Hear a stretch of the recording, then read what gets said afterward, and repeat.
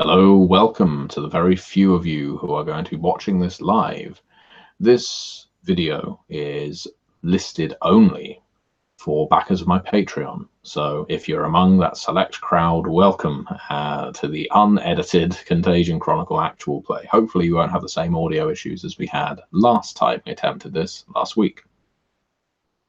Now, when you see this edited version go up on the Onyx Path YouTube channel, you won't get this intro. And so I'm just here to say thank you very much for watching this, and I hope you enjoyed the show. We last left our group as they decided to head to the Railway Museum, in part because it sounded like the ideal place for our beast, Liza, to make a lair, but also because our werewolf, Thomas, has had some run-ins here before with Becheloux, rat spirits, Shatha of the ancient plague god himself. According to Thomas's pack, they had been wiped out. It was a victory. It was something the pack celebrated quite widely and loudly. But there are always rumors that there's something horrible going on at the Railway Museum, and so we turn to our characters as they approach this building on the outskirts of Odense, drab, grey, surrounded by car parks that are mostly devoid of cars. There's about half a dozen out the front. It could easily accommodate 30 or 40, but clearly tourists don't stop by here anymore. At least not so much. Maybe it's all the horrible rumours that have spread around the place about children going missing and horrible accidents occurring. And yet, despite all of that, you all know, those of you who have been in Odense for a while, that the police never really took action. It's one of those blind spots where supernatural events may well occur and mortals just turn the other way. On the desk at the front of the museum, ready to hand out a map and a little audio guide so you can be shown around all the engines and told about them in your chosen language, is a very tired looking old man. He's got whiskers on his face where he's clearly chosen not to shave. He's got a small pair of spectacles perched on his nose, and it takes him a while to actually look up at you. Immediately upon approaching this museum, you can all sense something is deeply wrong here. For our changeling Connor, it's as if this is a place of nightmare. It's quite clear this is a place where people get lost and perhaps are never found again, and so there's a deep resonance. For Maya, a Promethean who so keenly wants to learn what it is to be human, there's something utterly inhumane that frays the edges of her spark, that wants to snuff it out, wants to suppress the fire within her. And for the werewolf, for Thomas, the most unsettling thing is the immediate whispers in his head from his totem, from Gleaming Pride, that this place is unsafe and it must be cleansed. Well, the only member of the group who feels at all warm here and welcome is Liza. This is a place of nightmare. This is a place of horror. She can sense it, and even peripherally it fills her stomach a little. Over to you. What are you doing?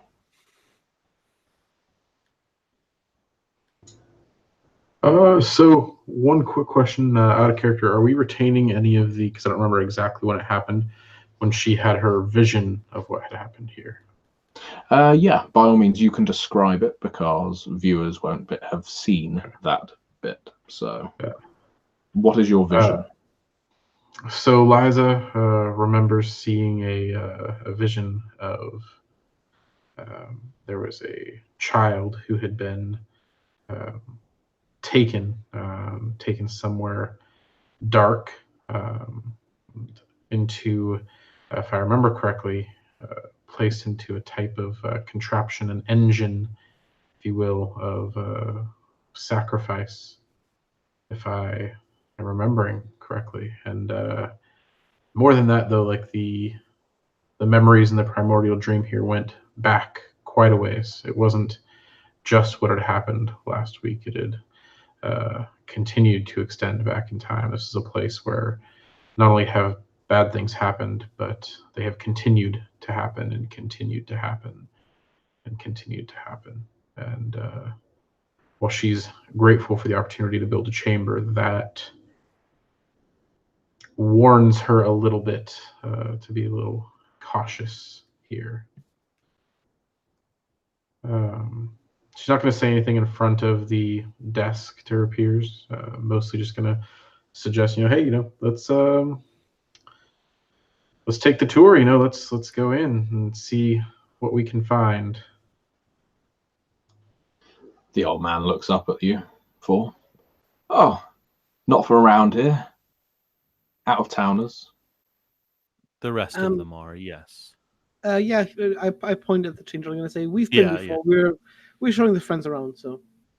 Well, usually I recognize a face, especially the locomotive enthusiasts around the city. I can't say I recognize you, look, he says, looking at Thomas, but that's fair enough. You're looking for 4 tickets and the full tour? Yes, and I just sort of take out my credit card and pay for the whole party. Well, it's your lucky day because the museum's all but clear. You've got the run of the place, so enjoy yourself. Feel free to ask any questions of any of the staff that you see around here. I think we're expecting a school visit in a week or so it'll be nice to hear some noise in here, but I really hope you 4 enjoy it. Really hope you pick something up here. Thank you, and we'll be off. That's out of character, that didn't sound ominous at all. He's handed each of you, if you take it, a map and one of those little listening devices, should you wish to listen to the tour as you walk around the museum. Mm-hmm. I mean, yeah, we might as well, just so we don't kind of stand out too badly in this memory. Just average tourists doing the touristy thing. So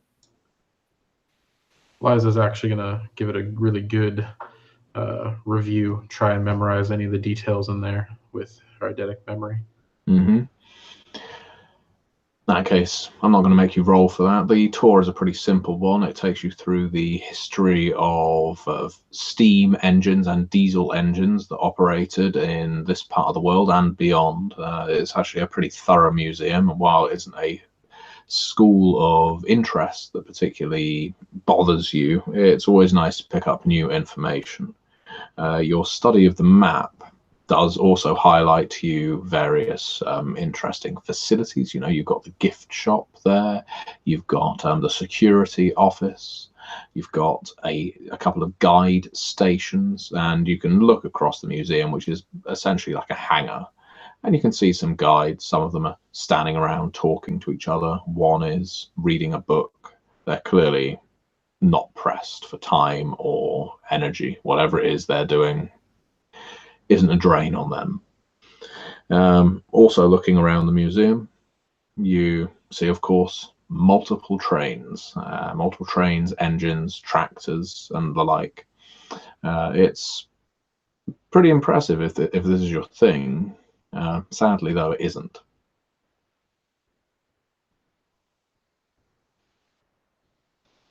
So once the group is a little bit further away from the staff, Liza would address her and be like, so I need to be a little darker in order to do my thing. We could try and head somewhere darker, or if anyone's interested, we might be able to try and find a way to kill the lights for the whole place. And that could be an interesting endeavor afterwards. It would definitely give me a firmer foothold in the area than just heading down to some basement. Would the foothold hold after the lights were put back on? Oh, yeah. I just need a couple moments to kind of really digest things. That mention of the basement, Thomas's skin crawls. It was in the basement where his pack took on the nastiest, the greatest of these Beshlu, the so-called ministers. But he could proudly think to himself, they were ripped to shreds. They were scattered to the four winds, and if there were any Beshlu left, there weren't nearly enough of them to pose a constant threat.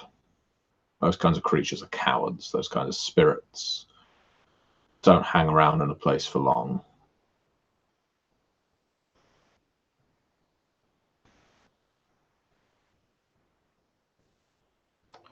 So I don't know. I guess we could start by heading down to the basement, see what it looks like, see what's there. Yeah. Thomas kind of bristles a little bit, but figures he might as well go along. I don't know if I should roll for this, but like I want to see and try to see if I can pick up a scent of something, if there's anything left, just out of paranoia. Yeah, sure. I'll let you go for that. Make a roll. Right, primal urge and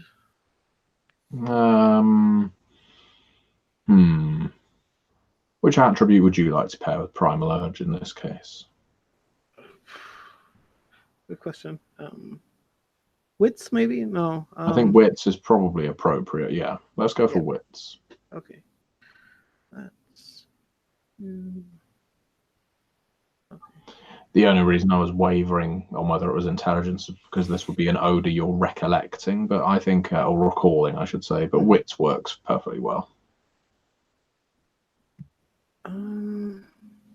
One success. One success.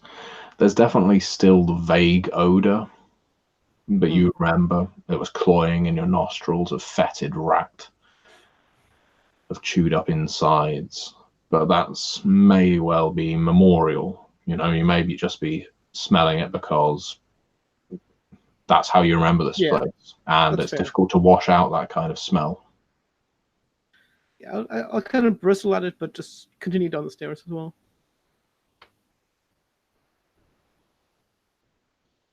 As you're heading towards where you know the basement to be, which is through a door marked staff only.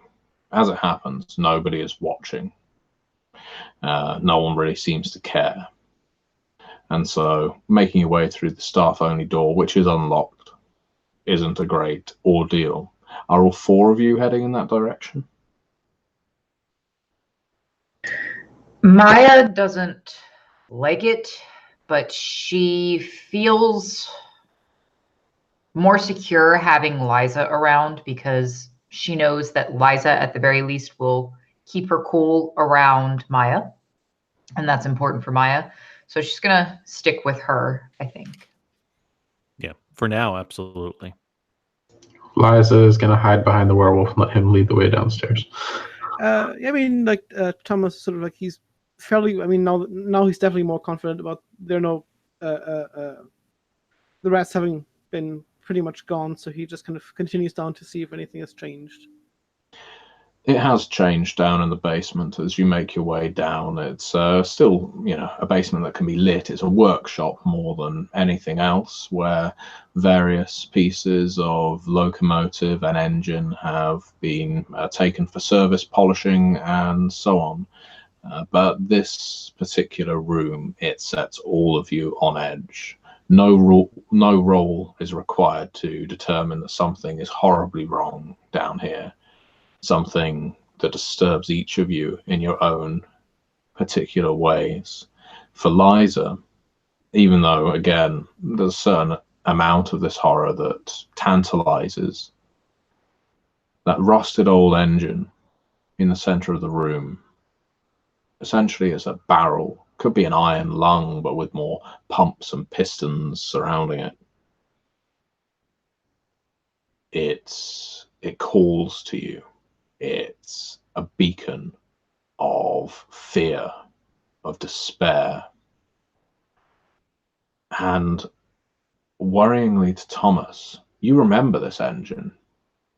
You remember your packmates taking great pains to essentially viciously dismantle this engine, because as Kalia described it, this was a gateway, an open gate through to the shadow, through to Hyseal. And yet here it stands, reconstructed, still rusty, and you remember exactly what was piled up inside it last time. As for Connor, this isn't a gateway to the hedge. You're pretty good at spotting them. This is possibly something even worse. You interpret it in flashes, in a way as a ripple, a blur in reality, and in others as a void into absolute nothingness. Perhaps most disturbingly of all, Maya, down there, able to see all of this. You just feel so distinctly human right now. You feel revolted, you feel disgusted, you feel scared.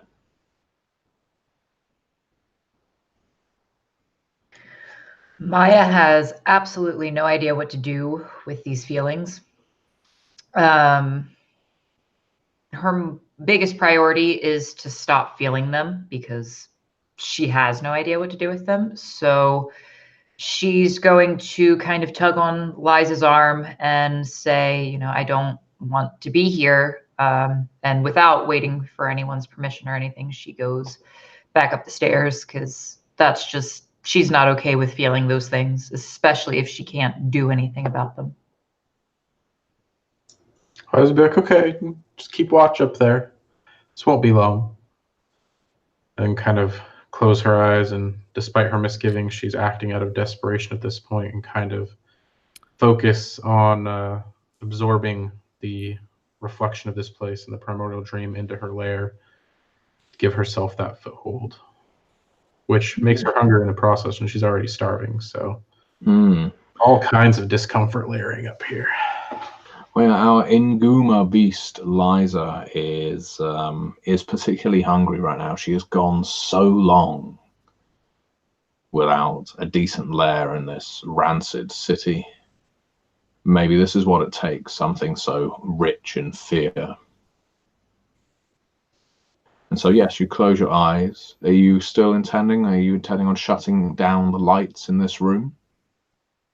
Oh yeah, if the lights are lit, definitely power those off before beginning.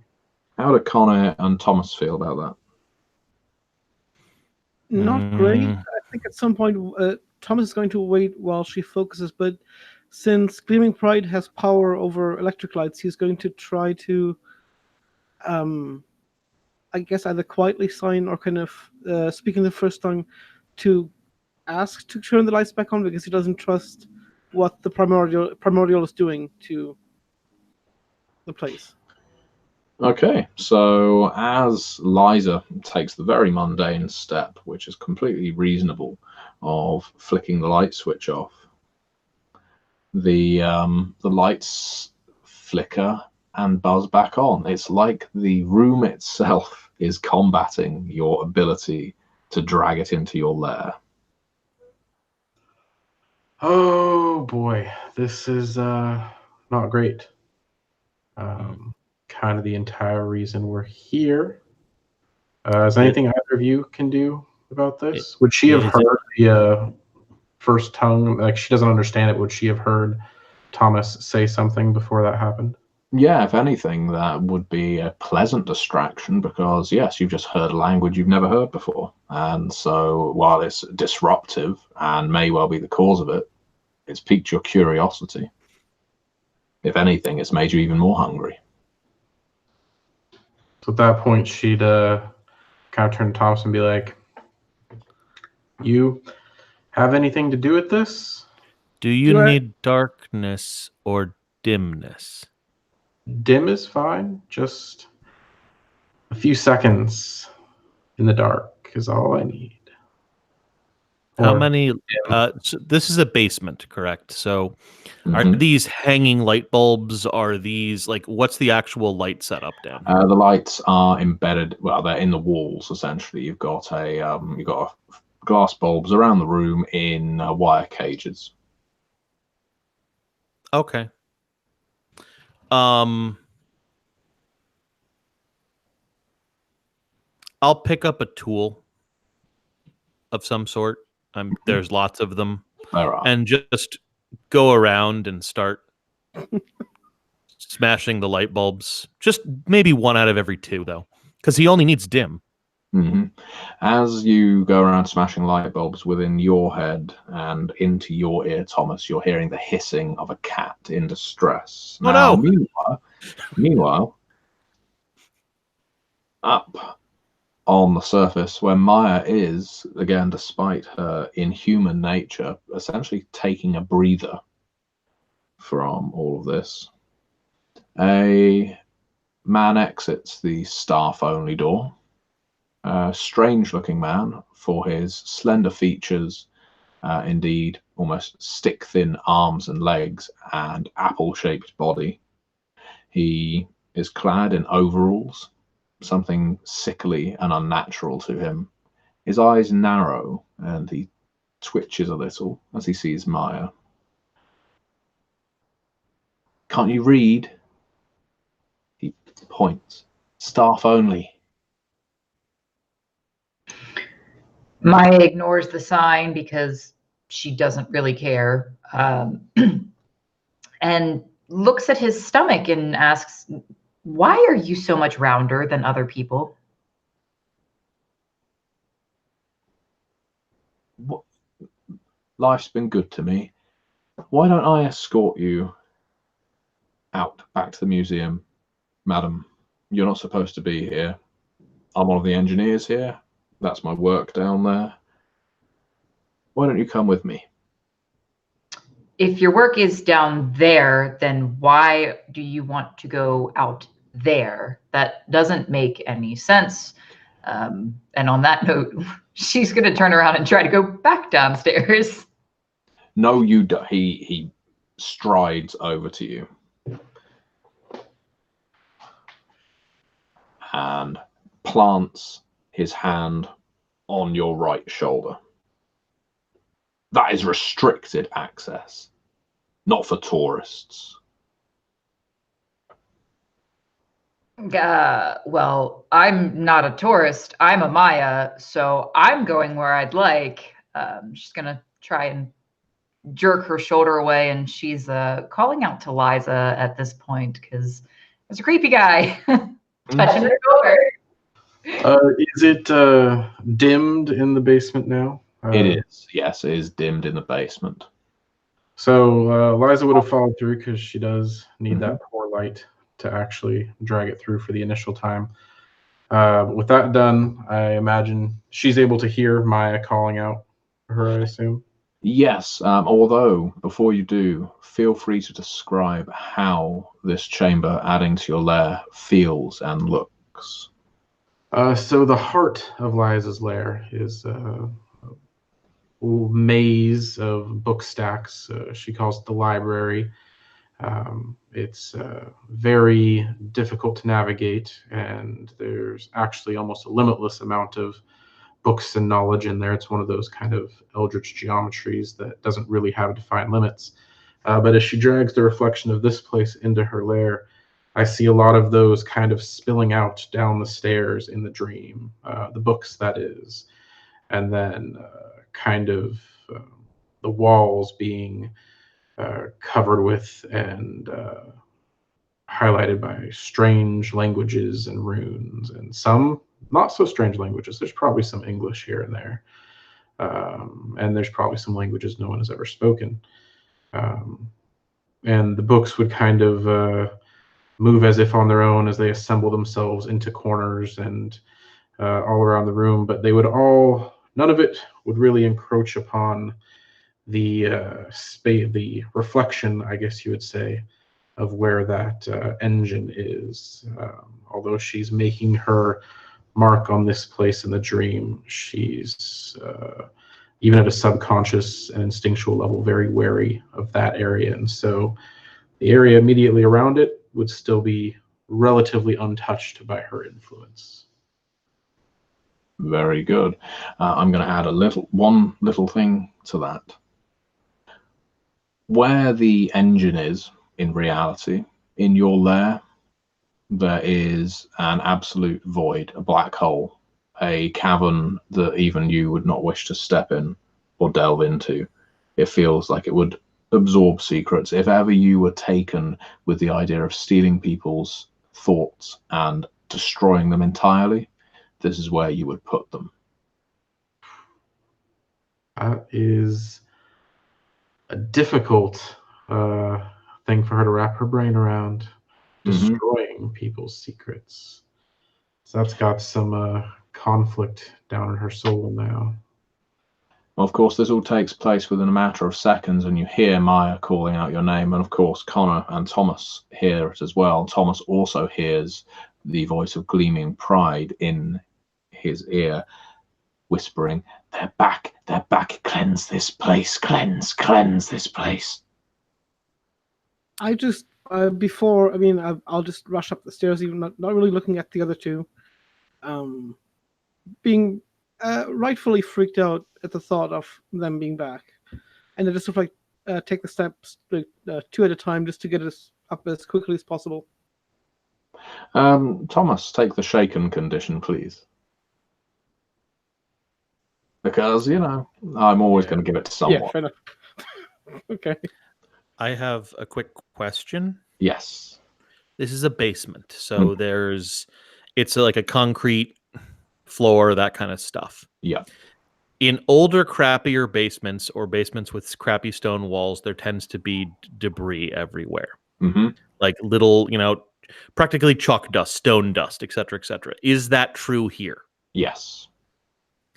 I'm going to head upstairs, but I'm going to scoop up some of that stone detritus, and I'm going to eat it. Liza, you see this bizarre ritual. While I'm doing that, I'm going to be activating Primal Glory with its loophole, which is consuming the element. Liza's we'll talk about that later and run past. I'm also, I'm going to let people go past me because I am doing a thing assuming she is in a confrontation. I'm not going to be coming out of the stairway unless there really is a confrontation because I don't have a thing in my head going, they're back, kill them all. So I don't want to be outwardly supernatural until I'm sure I need to be.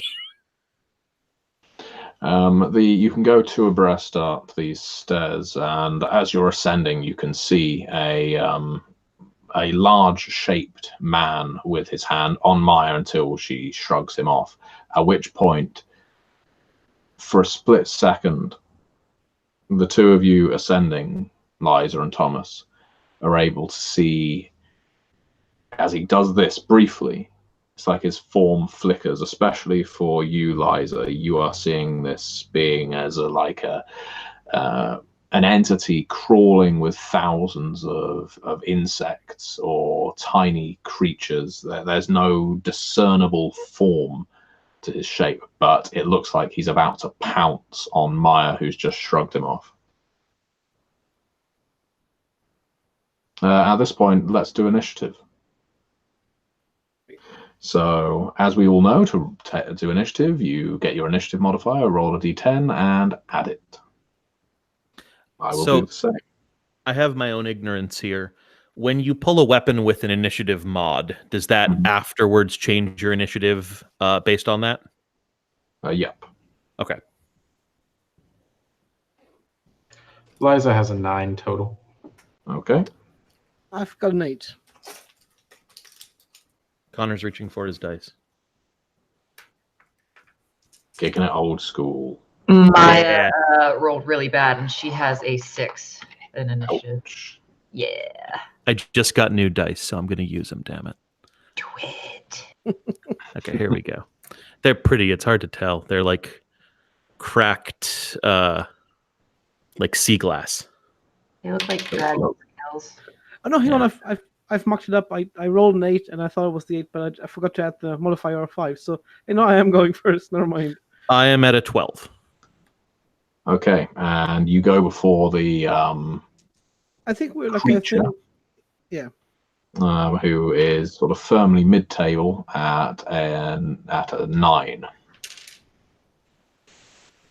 So Thomas, you get to act. You see this creature. It looks like he's about to pounce, and you can tell immediately. You pick up the odor. It's reminiscent. Yes, this is without a doubt. You're dealing with the exact same creatures. Maybe not exactly the same, but the same type of spirits as you dealt with before. How could they have returned so quickly from an area you cleansed? How long? I know I can shift as a reflexive action. Can I do that now, or would that take up the? No, you can do that now. Okay, then he's just going to. I mentioned this. Just laser focus on dealing with the problem. So he'll go to Nearwolf and just try to kind of not even lose momentum and try to slam into the host and knock it down, basically. Okay, all right. I'm happy for you to go for that. Let's make a roll to see how well that tackle goes. Okay.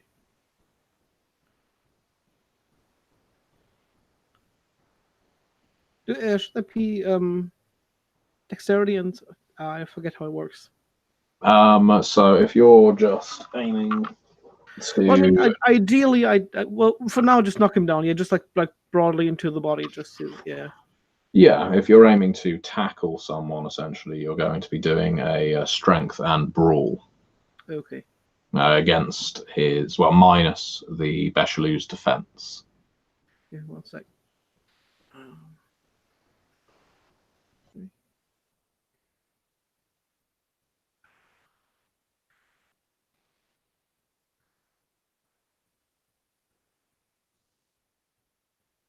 3 successes.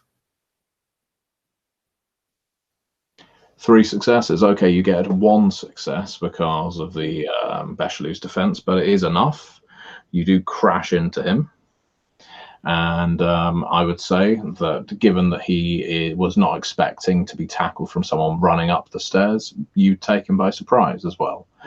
So yeah, bringing him down to the ground is not terribly difficult. However, when his eyes meet yours, glowing yellow, a rat's eyes, it's like eyes you have seen before. So, who came next? I think we had after Thomas. I had a 12. You had a 12. So, Connor, you hear does Thomas make a noise when he shifts and charges, or is it all silent? Just a growl, like a snarl more than anything, yeah. Okay, well, Connor, you're going to have definitely heard the growl and then a crash. Okay. On the way up the stairs, was I able to activate the ability I was trying to? Yes, I've got no issue with you doing pre-combat prep.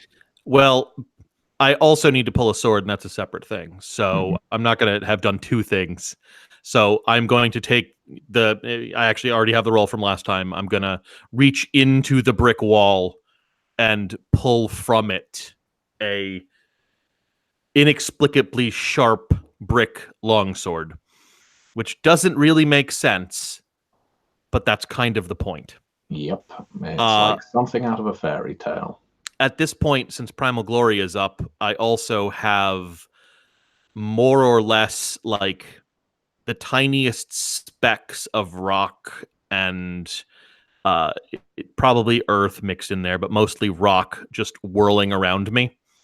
But they're really tiny, so it's probably less obvious unless you are right near me. So I will pull a longsword from the wall, and I will move toward the issue, as I'm not going to be stabbing anything this turn. Connor is at the rear of the party, but is able to see everything that's going on. The staircase is wide enough and it's well lit enough above the basement.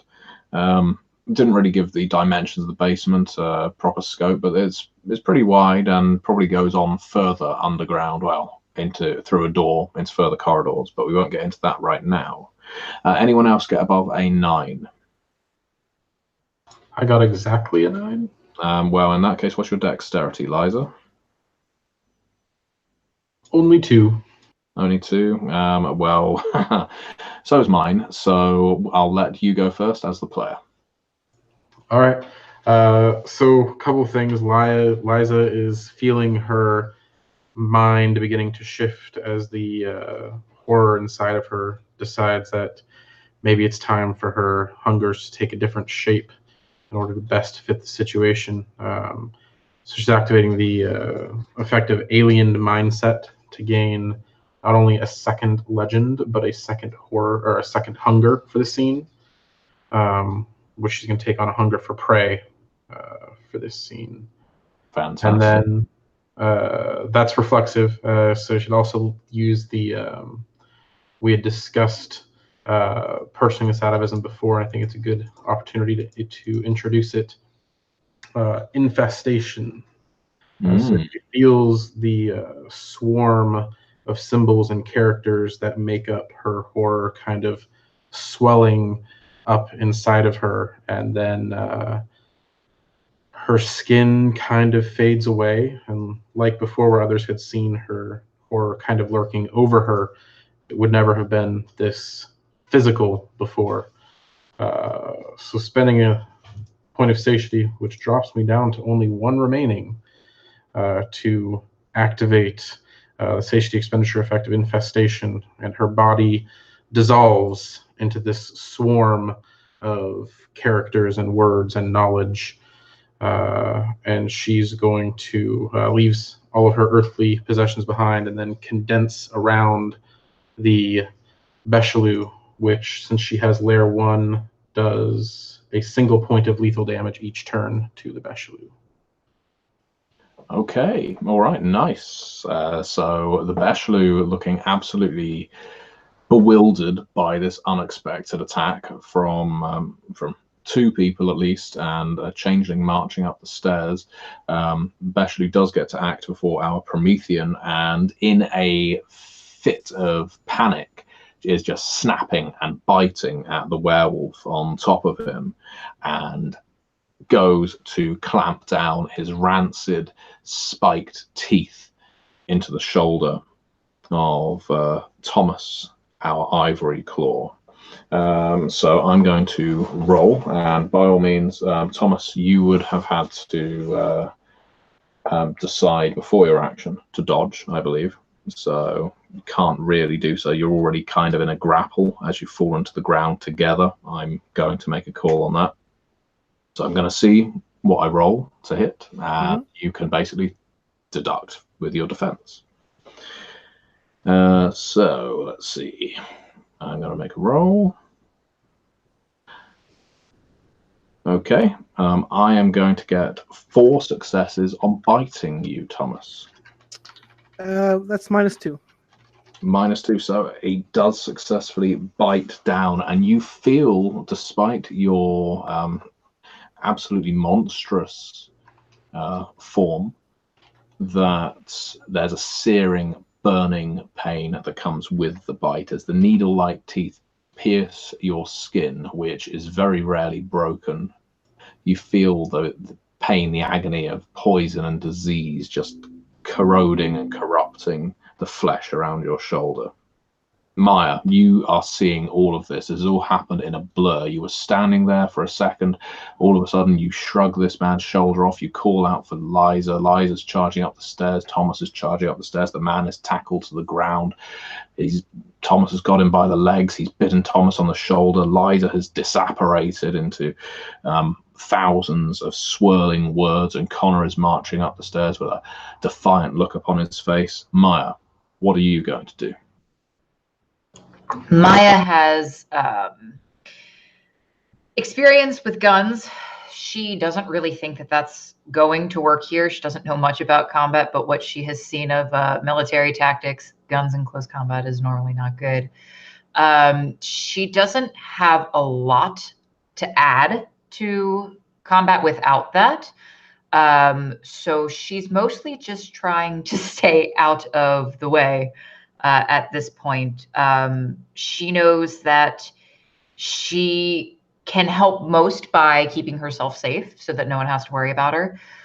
So to that effect, she is actually going to spend a Pyros and move into a swarm form, so that she takes damage from only area of attack, successful area of attacks. So that's what she's going to do, is dissolve into nanobots so that she can't be hit. All of this is happening, as I say, within a matter of seconds, and that's fantastic to know that all four of our protagonists have done something utterly supernatural and inhuman within one turn. And we're going to swing back around to Thomas, who's just been bitten.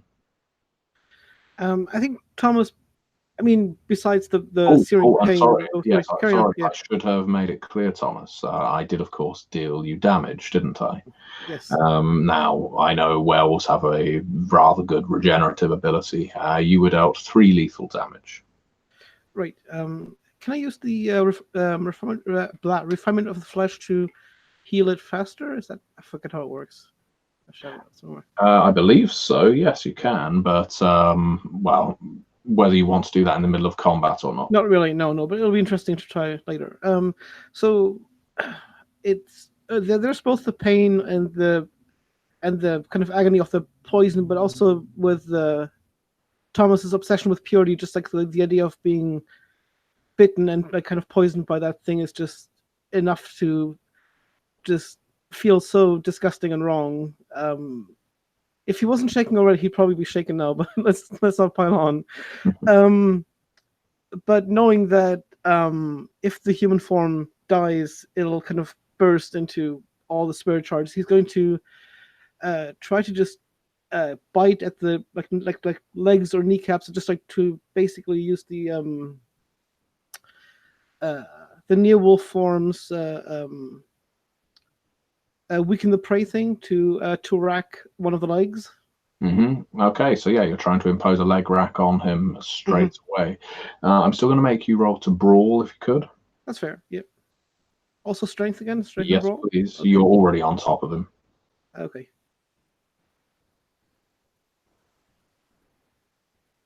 It's just one success. One success. Okay. I'm just going to see if there's anything I can do about that. He is aware of the attack, so the defense is probably going to kick you in the jaw and prevent you from really getting a good purchase on his legs, I'm afraid. He does still have defense, even despite his current position. Yeah, no, that's fair. Like, it wasn't a very good roll in the first place. Like, one isn't really. No. Yeah. not that was going to happen. Real quick, guys, I do want to highlight it. In Chronicles, defense is supposed to subtract from the dice pool, not from rolled successes. I don't know if we're house ruling that, but that does make it about 3 times stronger. Yes, you are correct, and I've just I fucked that up. Sorry, viewers. I'll edit that down. Don't worry. So please don't. But I'll pretend this never happened. So Thomas, he has a defense of 2. Could you roll your brawl and strength, please? Okay.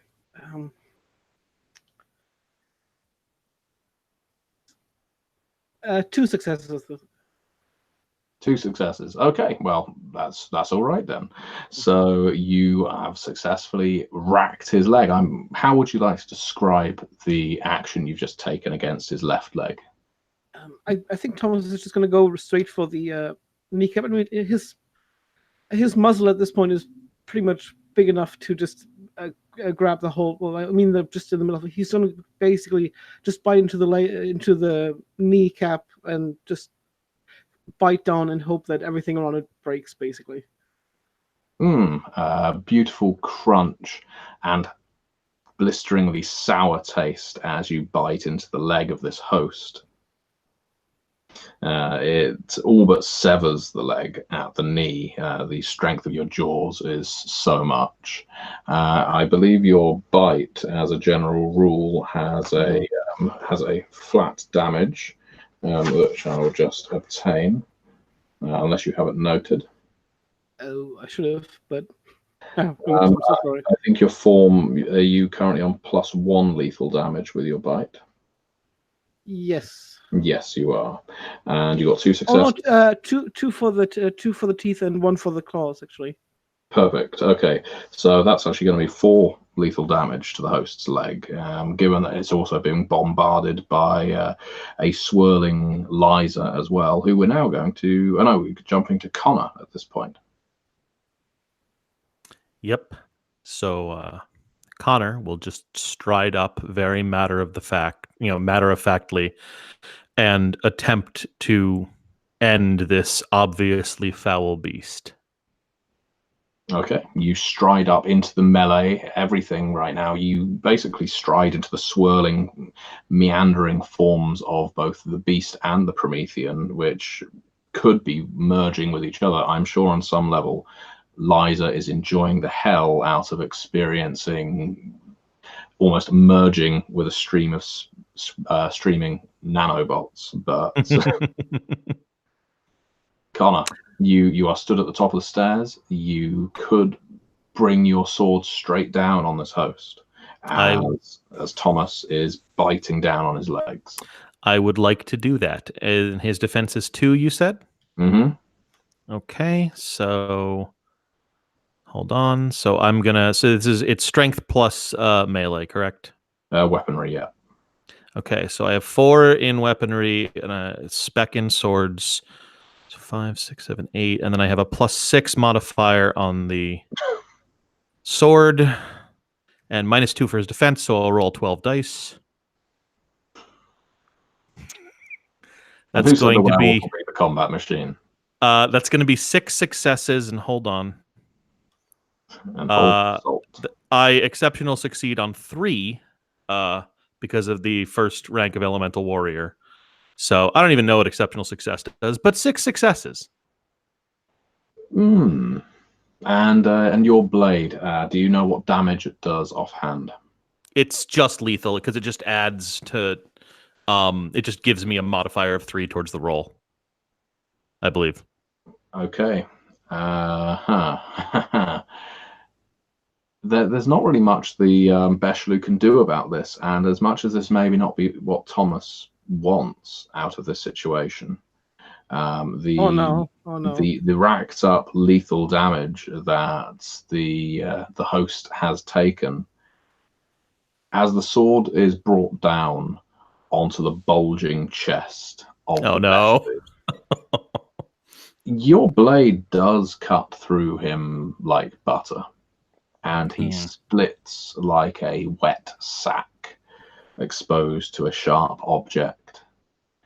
And even Liza, in her molecular form, if you like, is forced to, buzz away from this, to this swarm of flies. This is too much, because as the sack just spills open, you've successfully cleaved a great number of these rat spirits into pieces with the force of your blade.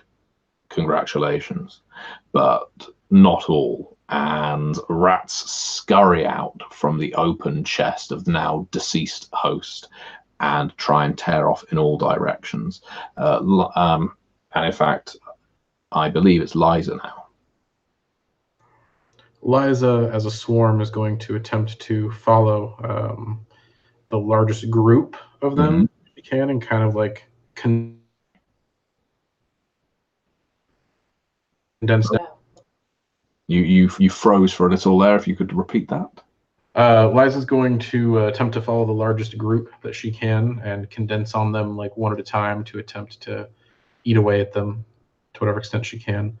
Good news is, as a swarm, she can kind of fit into any kind of tight space or fly around, all that fun stuff.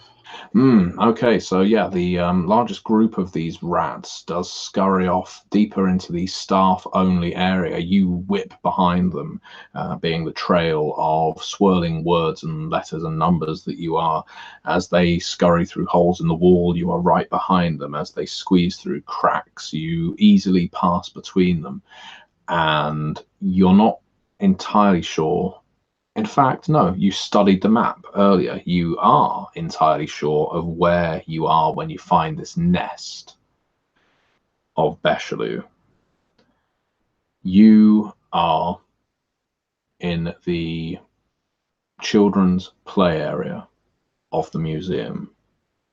It's been shut off. It's been locked. On the map, it was down as under construction.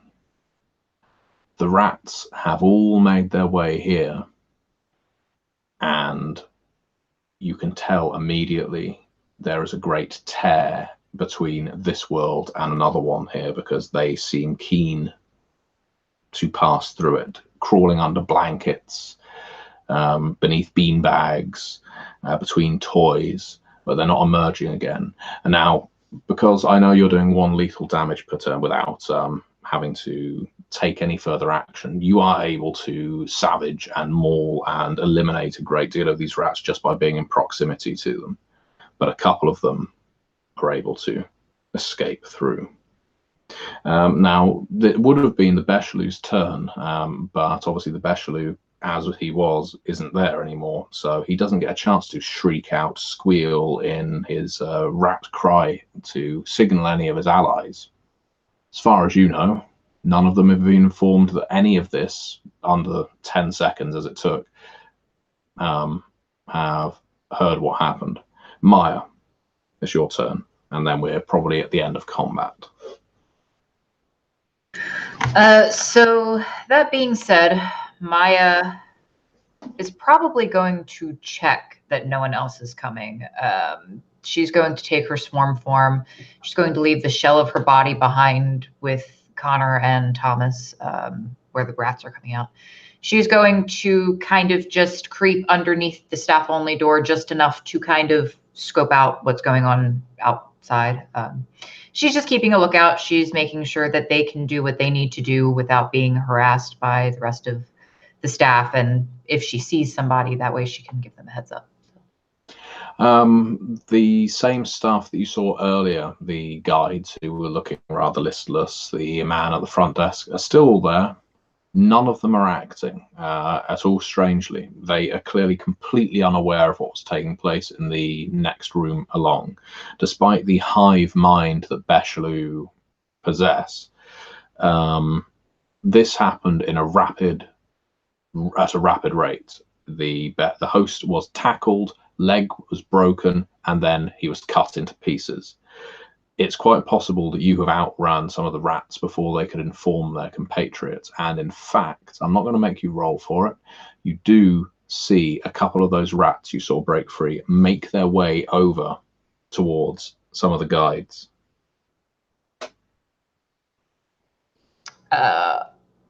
No, seeing that, she's going to come back to her host self, her original self. She's going to merge her swarm with her body, and she's going to let the 2 men in the room know that, you know, the rats went to go talk to some of the strange people. Not really sure if we should do something about that, but your rat friends, that's where they went. They're out there. I'm going to reflexively turn back human, and just sort of like turn to Connor and say, like, I know you didn't know, but you know now. Just cripple them, do something to don't kill them, or the balloons will keep popping. Just keep them from moving. Just knock them down. I don't care. Just don't. Let's not do this again. I mean, I could just kill all of them after they come out too. No, you can't. I'll explain later. Just chop their legs off. If you're so chop friendly right now, just whatever happens, go for the legs. And I'll at that point, Thomas just kind of goes for straight for the other guides that Maya pointed out, basically.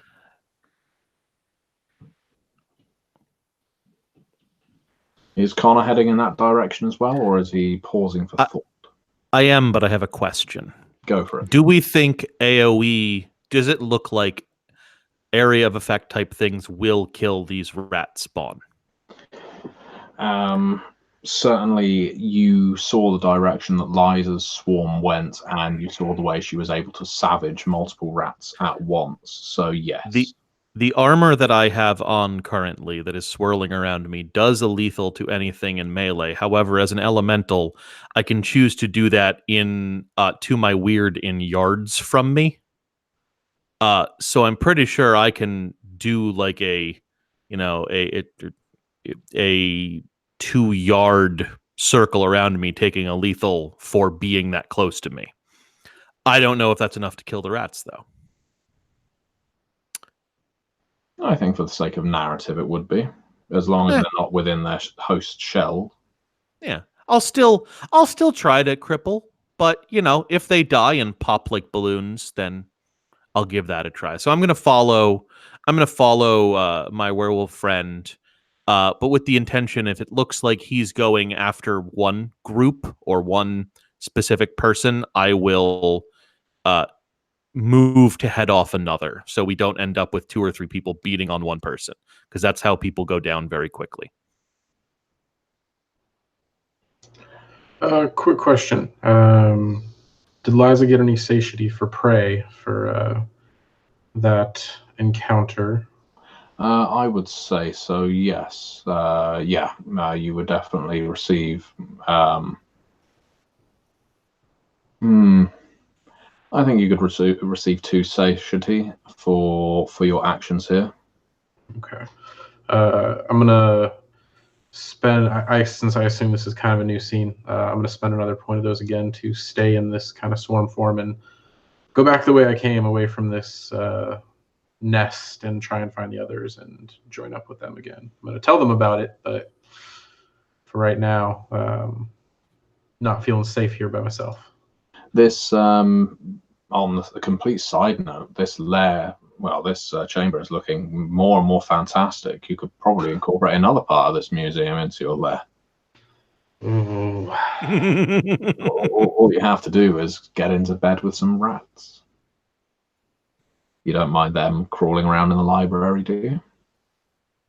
I mean, while I have a maybe particular affinity for swarm-like intelligences, there's a line. Connor bursts out of the door, marked staff only, along with Thomas. Maya is there. Maya, have you retaken your host, your regular form? She has. She's also, with quick draw, it's a reflexive action. Not that it matters because combat hasn't started yet. Now that no one is immediately up on anyone, she's going to draw her heavy pistol and she's going to prepare to incapacitate anyone having heard Thomas's warning. So fantastic. So emerging into the main museum chamber, it looks like the 2 guides you could see talking to each other are about to march on the door, but when 3 of you emerge through it, one of them keeps moving forward, the other one turns on his heel and bolts. Liza, you catch the sight of everyone leaving the area and entering the museum proper. Let's roll initiatives again. Ha! I got a 6. rolled a motherfucking 1 again. I got a 6 too. I have 14. Oh, I got a 6 as well. How fantastic. And Thomas?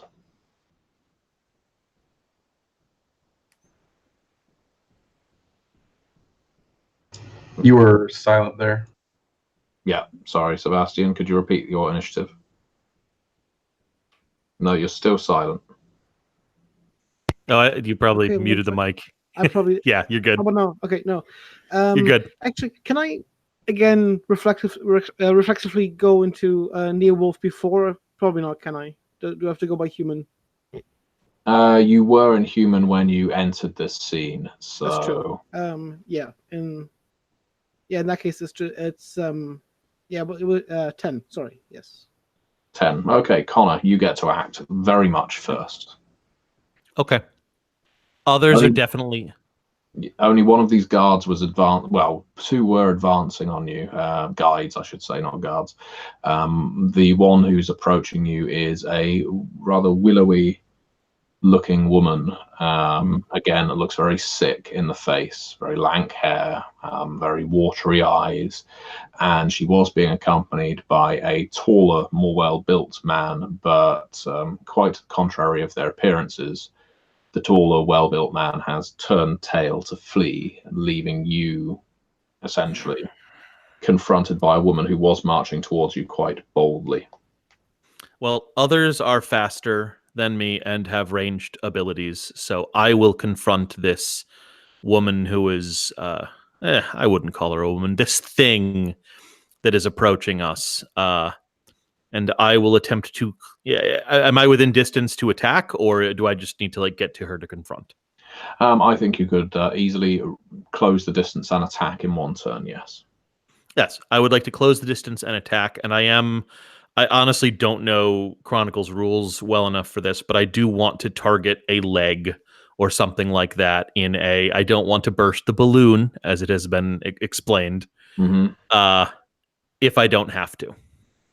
Is there a penalty for that? Is that...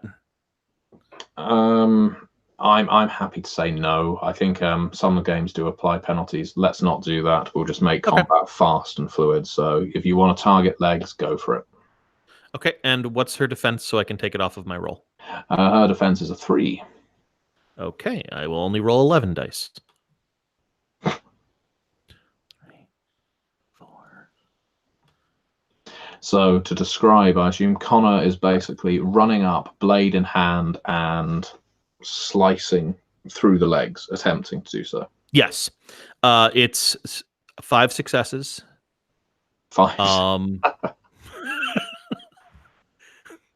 But of course, in that case, no need to describe further. Your blade doesn't so much slice through, bearing in mind it's made of brick. It shatters her legs, both legs, as you just cut straight through, and she pretty much folds at the knee as they turn into a lovely V shape, and the lower halves of her legs hit the ground slightly before the rest of her as she lets out an inhuman, bestial shriek of pain, as I think most people would. What's Connor's feeling during this? What's his expression? I am quite... So this person is showing the exact same physical signs as the last one, correct? Not quite. She doesn't have the rather unnatural bulges, and she doesn't have the yellow eyes, but certainly the shriek she is emitting is not normal. Especially with that shriek. I imagine approaching her, it would be steadfast and maybe even a little concerned. But once that shriek comes out, fully confirming the inhuman nature of these monsters, I know all of the stories. I know that children were going missing. And like, so at this point, it's kind of a grim smile. Like this is the work that we can do. This is how we improve our city. This is something that now needs to be done. So at this point, not happiness, because that's not, I don't get joy out of this, but this is good work. This is work that needs to be done. So yeah, grim determination plus that kind of this is worth it smile. Lovely. Okay, and could I ask Thomas, what is he doing? He sees this all go down again. This is within a matter of seconds.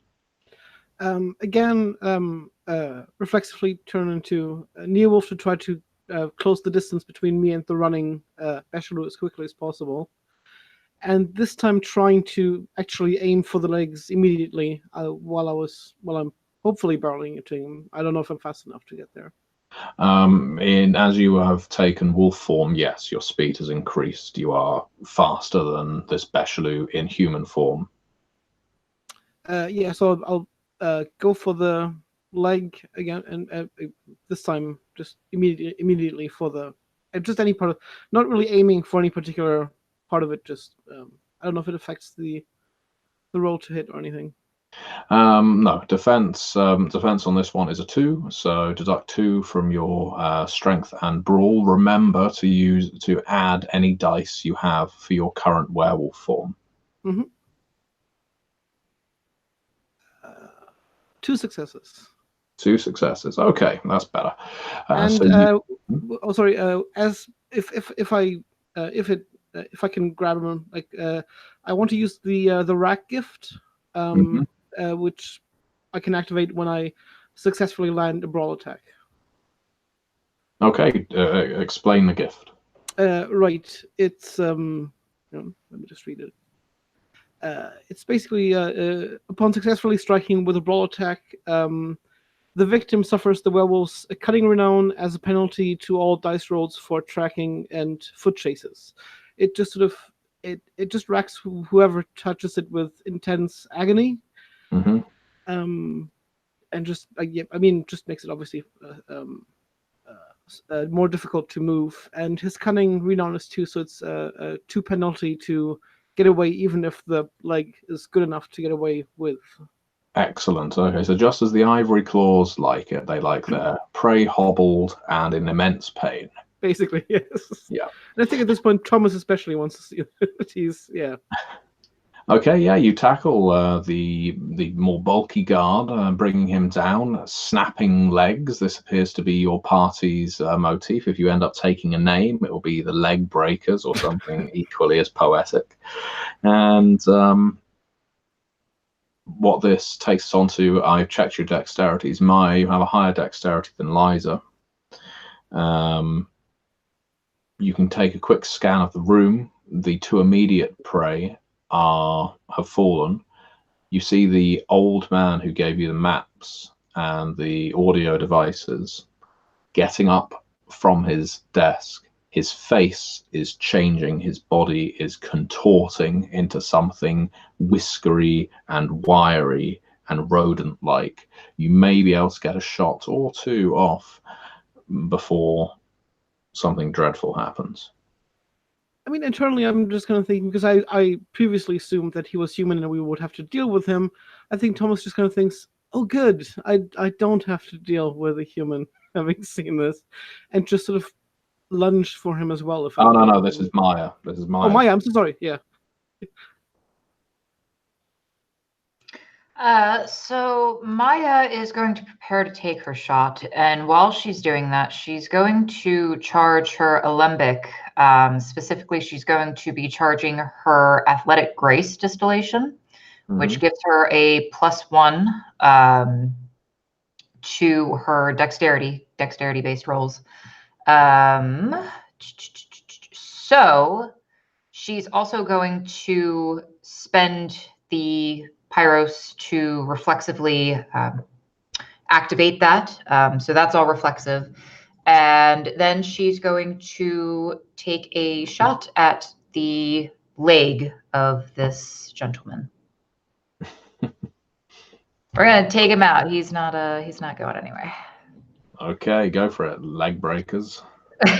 Okay, so with her specialty, she has a dice pool of 6 plus the 1 for her alembic.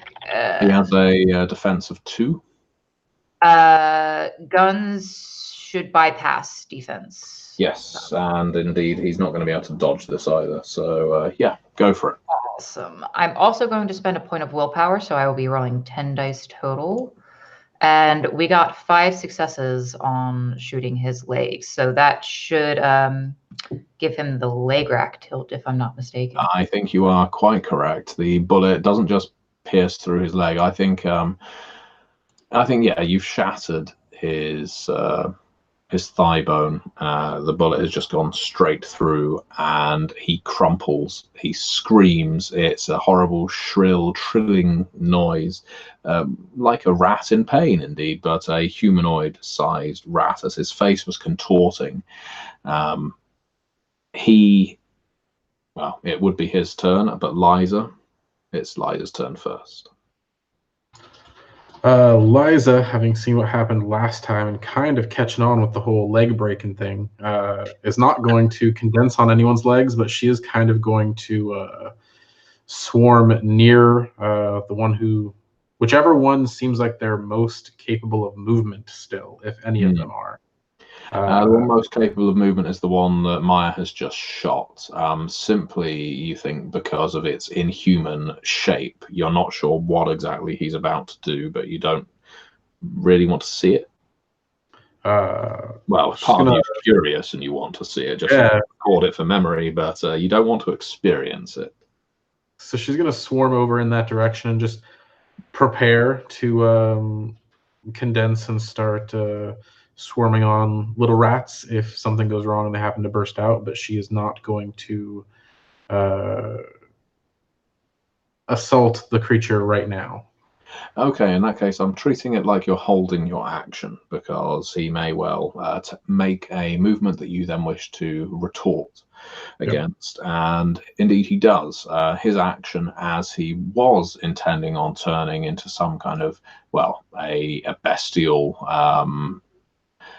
Becheloup with all the charm and grace and power of a were-rat, effectively, that isn't going to go to plan with only one leg. So his secondary plan is he gets his claws, he embeds them in his chest, and he rips it open. This Becheloup does not have hundreds of tiny rats or dozens of rats inside his chest. He just has one big fat albino rat where his heart should be, and that albino rat lurches out and attempts to pulse away, but of course there you are above it, like a swirl of razor sharp words. Now you can take your action. She's going to condense down on him and start cutting away with not very metaphorical jabs of phrase. And main priority is sticking on the rat wherever it goes. If she's not able to wear it down in this turn, it's going to be to stick on it turn to turn and continue to tear away at it with that automatic damage.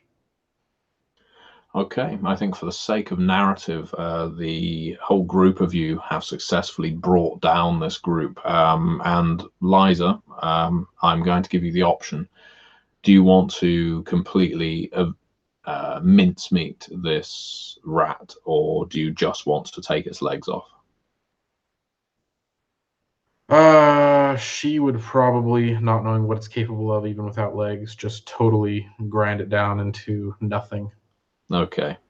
Of course, Becheloup aren't necessarily rats as we know them. You're carving not just meat and pulp and blood, but also spirit stuff into happy little shreds, some of which fade into the ether, others just make a horrible stain on the ground. By the time you're done, all the most vicious and vile and barbed words you could hurl at this creature have cut it to fine little ribbons.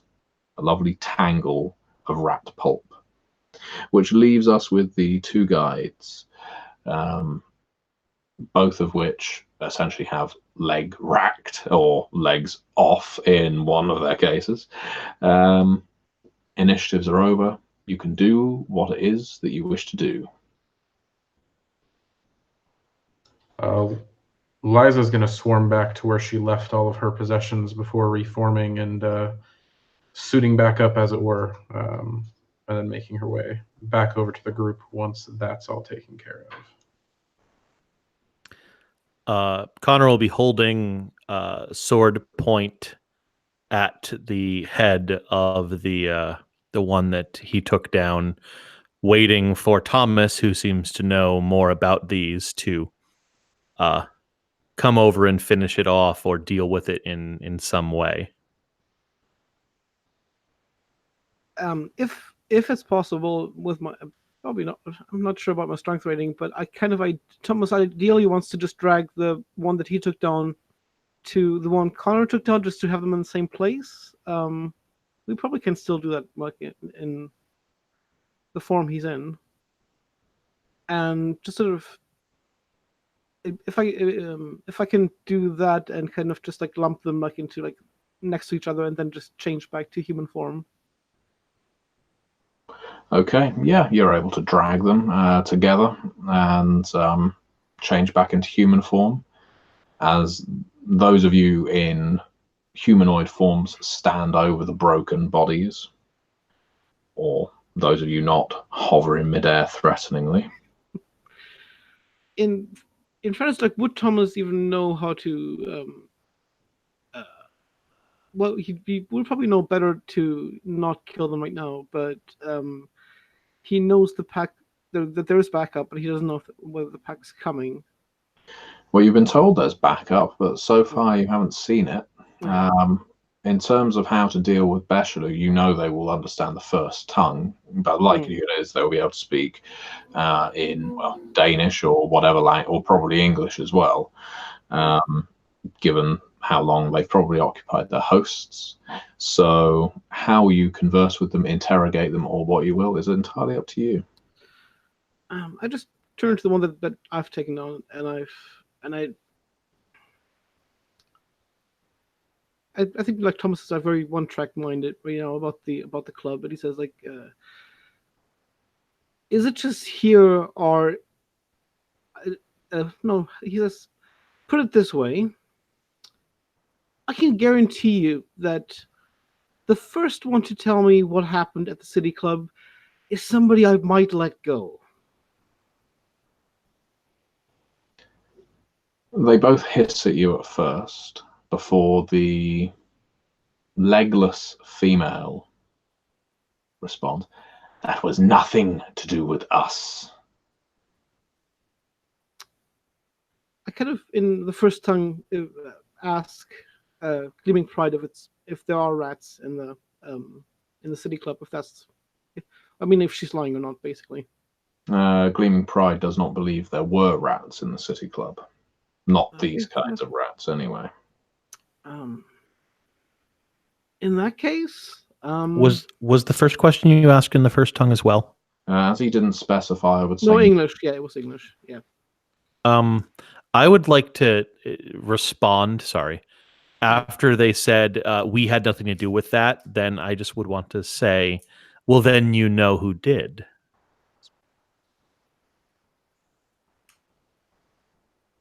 The poison that pains this city opens doorways for us. There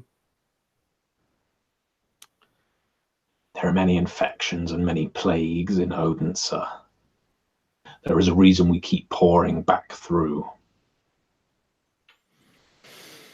Well, you can We do not question where the gifts we are given come from. At that point, I'd like to imagine Liza finally coming back on scene to let everyone know. Hey guys, there's a giant hole to somewhere else in the children's section. A couple of the rats went through there, so maybe that's where from. Is the other place? We're gonna have to do something about that. Okay, that's good to know. Good to know. Thomas just kind of turns to them and says, like, you've made yourself a nice little home, haven't you? We do not know you, Uratha. But even when you destroy us, more of us will come. We will just keep coming. Good hunting. And at this point, I just turn around and I just pick up the mobile and I try to. I have my packmates on speed dial, so I call Kalia if she picks up the phone. She is not answering. Would you like me to take care of this? Not just give me 2 seconds, and I'll basically try all the packmates. Garrett answers. There's a rat problem in the railway museum. I'm here right now. Oh yeah. And what is it you're looking for me to do about that? Come there as well? If you want to kill something, sure, but they have a burrow and I don't know how to close it. I'm fairly certain Pride is already sent in your direction. Kalia said something about you going off on a little adventure with some backup. Pride's supposed to be there helping you out. Stop bothering me. And he hangs up. Okay, fair enough. Just Thomas making that I don't know what I expected face and just right. So the go ahead. Can I ask Gleaming Pride whether Gleaming Pride is aware of my packmates being nearby? Pride is nearby. The one they call Pride is nearby.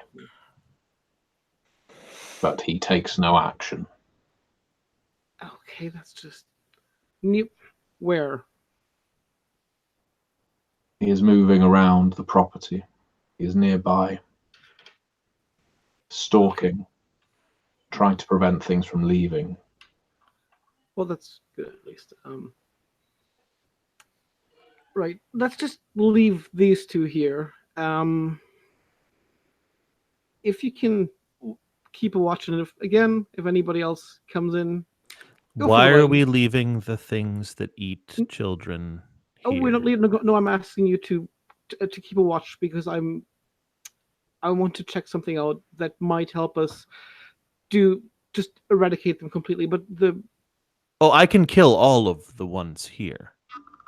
That's useful. That will be. So everyone, are you certain that because back up, everyone. I'm just Thomas says like because just so we're clear, like none of them will make it because if just one of them makes it, we have a problem. Here, I'll ask you if any of them will make it, and I'll ask you all to back up. I back up. I'm not. And I will turn up my armor so that it is now dealing a lethal to 2 meters in radius around me. Do you think this will... So there's rock and like there's tiny pieces of rock just flying through the air, ripping through things. The person who I'm standing over is being damaged by this. Do you think this will take care of it, Thomas? Thomas is like for the first time maybe impressed by a changeling who he has sort of kind of like smiled upon like in a kind of very condescending way internally for a long time, and he just sort of like he's impressed for the first time, and he just that will do. Then I'll just very calmly and not trying to cause undue pain, but I'm going to be causing a lot of pain. I'm just going to split the belly. I know she doesn't have the giant belly, but still, just my sword up and pierce in the center. It's almost like a power sander. Your armor. Yeah. Because as the blade cuts through their bodies, the armor, again, much like Liza when she was whittling that rat down, you shave these rats down layer by layer through the fur, through the skin, through the gristle, through the meat and bone, just by doing a dervish between them, spinning and spinning and spinning. You become a terrible rain of pain on these spirits. And Thomas can't argue with your judgment that nothing is going to escape from here, because by the time you're done spinning, there's very little left of the bodies that were on the floor. I certainly understand how to be a grindstone. I spent many years at it myself. So that leaves you in the museum and currently without any company. Let's see what we can do about this portal, I assume. Yes. What do we do about that? I mean, I have to assume just like collapsing the room it's in isn't going to do much good because it's like a metaphysical... Let's go look at it. Maybe it has some sort... I'm used to things having an anchor point in reality. If it doesn't, I have no idea what to do. Usually you can just, break the sacred stick or cut down the tree that it is assigned to. I don't know what to do if it's just purely metaphysical, but that's more your realm, I'm hoping. Yeah. I mean, out of character... Thomas doesn't know how to close like a chair like that, does he? Like, there's no way of him figuring it out. No, that isn't your area of expertise. Yeah. I still have the map, so I would know where the children's play area is if I had to find it, right? You never even encountered the children's play area when you were here last. Okay, Mm. I mean, I can probably lead you guys towards Yeah, it. Liza would be able to find something. Now, I just want to focus briefly on Maya, because all of this has been quite a wake-up call for our created. While you have, of course, striven to observe human behavior, the highs, the lows, the subtleties and nuances, one of the things you've been utterly shielded from is how other creatures, other monsters act. And you've never in your life seen such a whirlwind, quite literally, of violence in such a short burst of time. How does this make Maya feel? Exhilarated? Scared? Maya sort of feels like she's unlocked a secret that people haven't been telling her. One of her biggest drives is to find the most efficient ways to defend the people that she cares about, and especially being in a situation where at first she couldn't do much. She wasn't going to shoot into the grapples with Connor or Thomas. It's interesting to her to see that such a hasty and reckless, for lack of better terms, of offense, how efficient that can be. If you absolutely obliterate them in 3 seconds, they probably don't have much time to hurt people you care about. And that kind of conflicts with what Thomas has just told her about. Sometimes it's better to not kill things. So she's a bit excited. She feels like she's learned something new, but she's also a bit more confused, I think, than she was when she came into the museum. She's got a bit of pondering to do, I think. Yeah, I would say that she does. I think that's the understatement of the session. Yeah, she would be doing a little bit of pondering. So Liza, you are able to take the group through to the children's play area. Now, you made your way there through a crack in the wall. Perhaps, maybe, the reason Thomas wasn't able to find it, or his pack weren't able to find it before, is because the door that should lead here has been plastered over. Now, that shouldn't have eradicated the odor, the scent of these creatures, but it's quite possible, Thomas reasons, that the pack was so focused on the engine in the basement and the rent through the shadow, through the gauntlet down there, that they completely missed this other point of entry. So that's what you find. If you still have your blade, Connor, you can cleave through that wall. Well, you can take the wall apart pretty easily with your powers. Sure, absolutely. I'd like to think this is a place that could be restored to something good someday. So I will not be acting to take the whole place down, but yeah, I'll definitely open it up. I also want to say real quick, rules-wise, I went back and looked at the rules, and I was rolling more dice than I should have, but doing less damage than I should have. Well, I think things balance out. So it balanced out. I'm only rolling like 9 dice, but it's +6 damage to my successes. Yeah. Anyway, yeah, no, I'll open her up, and I'll do it with the sword. And actually, I'll probably do that with the sword, and then let the sword like crumble to dust after doing that. Right. Because it's definitely after that scene, and I definitely would need to summon it again if I need it. So, I'll kind of let that be its ending. Well, I think that's a fine ending for a blade.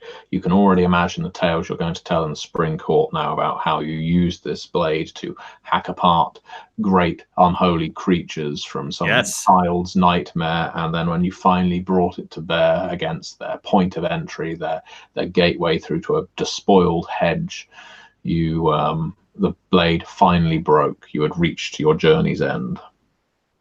And I let it go off so that it would have good memories. You can all see the child's play area. It looks looks disused for several months.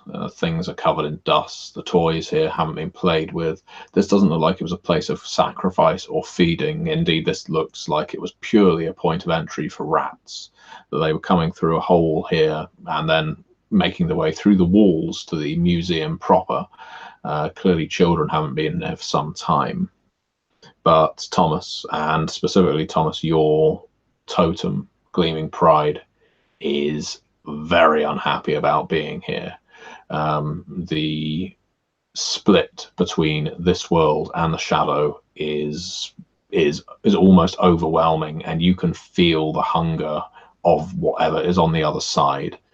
It may not be safe to remain in here for too long, because just as rats might escape through this way, there's nothing to stop an overwhelming force of them pouring out. This is a hole that they can just go back and forth through.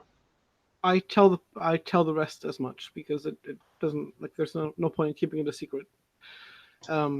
It's basically a bottomless bag of rats. That's how he puts it, basically. And they have, whenever they want to come out, they come out. I don't know how to close it, but I have a friend who knows. Well, Liza would glance over and be like, normally I'd like to study something like this, but in this case, how can we get your friend here as soon as possible and get this taken care of? Because I will if try you to guys think this is a problem, it's probably a problem. I will try to find him.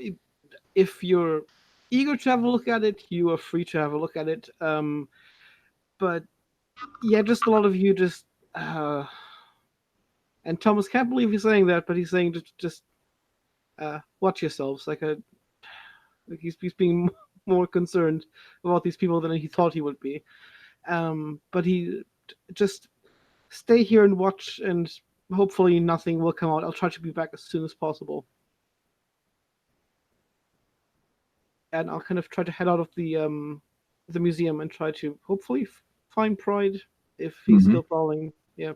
The three of you remain. Are you all remaining in the child's play area? Okay, I'm not hearing any no's. So the three of you, as soon as the werewolf goes, are subjected immediately to whispers, to taunts, to voices inside your heads. Doesn't matter what you are. Doesn't matter what kind of creature you are. The spirits here are foul. They're about loss. They're about abandonment. And that's exactly what they're telling you. They're trying to play on all of your worst fears. And while you are completely aware, having been briefed by Thomas, that this is a, well, for want of a better word, unholy place, doesn't mean it's not troubling to hear these creatures suddenly know you, suddenly know everything about you, all your little habits, or your little concerns. And they all remind you that they can tell each other about these things. Now that I've been in your head, I can tell my friends, and we can all know about what Maya is afraid of. The android called Maya, not even a real girl. Oh, poor spring courtier, so afraid of getting lost again, so afraid of being abandoned, being taken away. Liza, what are you, Liza, other than a big bundle of words with no form, no one to love, no one to care for, no place to call a home, no friends, no one to share your knowledge with, all wrapped up inside you. You might as well just destroy it. You might as well burn it all. It's all so utterly pointless for you to just exist. You're a parasite. You suck and you suck, and you give nothing back to anyone around you, is the kind of thing that you're getting in your heads persistently just by being within range of this breach in the gauntlet. Ugh. You've probably all heard things like this before from creatures you've encountered before, or just your own meandering thoughts. But it doesn't make it any less terrible that different voices and different tones, some of them mocking, some of them seeming sympathetic, are just reminding you how utterly hopeless and futile the three of your lives are. Thomas, you exit the museum. And I'm assuming that the car park is still pretty empty, like there's nobody there. No one else has arrived. Yeah. One of the cars is gone. Okay. I ask Gleaming Pride again whether Pride is still in the perimeter. She points you toward him. Okay, I just I'll just walk towards him, and I say, "You find Oh, him. no, fair enough." Yeah, you find him in the industrial estate next door. He's taken a vantage point on top of a pillbox. Looks like it was some kind of junction box, electricity box, and has just been watching over the museum, keeping a beady eye. When he sees you, he runs his hand over his bald head.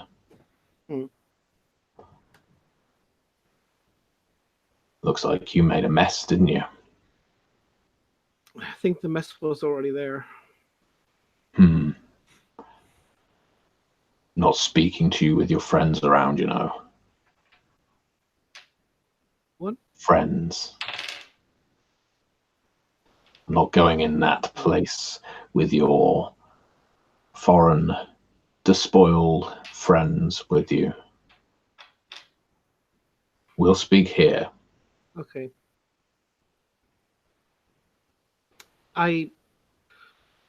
Whatever it is that I've just fouled up, and I know it's something, and I know I deserve whatever's coming, and we can talk about it later, but there is a tear. The Bechalou is still coming through, and I don't know how to close it. I will handle that, Thomas. Thank you. Don't you worry. The Shadowmancer will handle it all. Can you tell? Yes, I can tell you what my problem is with you, you ignorant little creature. You tread on things that you do not understand. I became aware of what you were doing when you broke into that young woman's apartment. You weren't the only one following up on her. You weren't the only one finding out what was that drove her to what she did, what she was looking into. You started interfering with the evidence before we could. I don't understand. What? I thought I was supposed to be doing the investigation. I'm not talking about the pack, you stupid little cretin. At this point, Thomas is just sort of kind of at a loss for words. You just sort of just stands there quietly, not really, it's not knowing what to say, really. I don't suppose you've ever heard of the Gambit, have you? I don't even know. No, I haven't. These things that are taking place in this territory should be under our control. We should be pointing them at our enemies, not letting it just run loose like a plague out of our control, like Bechalou, like you've just been handling. And because you've been interfering, you have got in the way of our little club, our little organization. Right. Is there any way to unget out of the way? Because I didn't know. I had no idea. Well, ignorance is the greatest weakness for even the greatest men and werewolves. Everyone has to start that way. I can tell you what you can do to make up for this little infraction. Mm-hmm. Stay on the good side of myself and my friends.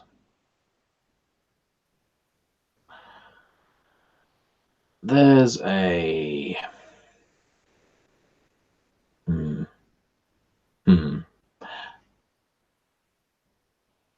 There's a cafe. It's down by the harbour. It's called the Copper Kettle. You will know it, I'm sure. I'll call it quits with you. We'll consider ourselves even. If you take a leaf out of one of our fire-touched brethren's books and put the torch to that place, that is one of those places where this plague just keeps spreading from. It just keeps emerging from there. It will not stop, and nothing I can do will stop it. Maybe it just takes a little bit of fire from someone who's determined to make good with his packmates and with his territory. I assume the packmates shouldn't know that it's me who set the fire. Let's keep this between you and I, Thomas. Fair. And speaking of cleansing things, I want to, if we can redirect whatever it's in the city club to one of your enemies, as you say, is there a way we can do that? Because You're onto the right line of thinking already, Thomas. I want to clean it. Just it's No. That's a localized event. We don't need to cleanse it yet. We need to study it and redirect it. See whether we can lure some of our enemies to the city club and, yes, secure that location. Make it a part of our territory. I would love nothing more, and if I can, yes, I will torch. Leave the cleansing to me. Torch the copper kettle. Bring your Yes. friends along, your new friends, your contaminated friends. Right. Hang on. When you say contaminate, wait, does that include me? They're not like you and I, are they? No. Of course not. Exactly. So they are dirty. They're impure. Can I even give my complete fuck up? When you do what you do with the city club, can I come to watch just to understand? Oh, naive little boy. We'll see how well you perform this little task of arson. Right. Oh, yes. You know you can't reach me on the phone. I don't answer No. phones. I don't use phones. But we will meet up again. If you do what I ask, put the torch to this cafe, because this is where the plague starts over and over again. Show me you're willing to do that for me, for the gambit, and then we will talk about show and tell. Does it matter if there's collateral damage? Do you mind if the fires should I contain it, or does it not matter how much? It matters very little to me. Fair enough. Makes it easier for me. Yeah. What do I do about the rat splats in the museum? Once you and your friends have left, I will sort that out. Thank you. And again, whatever it is that I've messed up, I'll make it right. For as long as this plague runs rampant, Becheloux will keep emerging in this city. This is why we need it under our control. Will they stop eventually once we do control it? They seem to be quite happy with whatever it is. That's exactly why we need to control it. If we are happy rat spirits, then something is going horribly wrong. Fair enough. Yeah. Look forward to the news headlines about a fire sometime soon. And I kind of nod and return to the museum. Okay. What are the rest of the three of you doing? Just waiting diligently? Until we know that there, well, for me, until I know that there is someone coming to stop this and cleanse this, yes. As much as I dislike the nightmares in my head, and as much as it's reminding me of things, I'm going to watch over it until I am told that someone is going to take care of this, since I cannot. Liza would be talking really, really loudly to both Maya and Connor, trying to drown out the voices in her head. Probably talking at the starting out talking about interesting things and fun metaphysical facts, but then as time goes on, just kind of moving on to inane bullshit, anything to keep talking and keep getting the voices drowned out as much as she can. Maya, on the other hand, is talking to the voices in her head. She has no context to know. She's been warned, but she doesn't know that these things, don't actually converse with people. So she's just kind of not even really arguing, because to her they're not telling her anything she doesn't know. No, she's not a real person, and yes, she's an android and she's manufactured, and so she's mostly just kind of having a good time with these things and wondering wondering why they're wasting time talking to her. She's just agreeing with them, and yeah, thanks. And she, I think, would actually ask them if they knew anything about how to become a real person, since they seem to know about these things.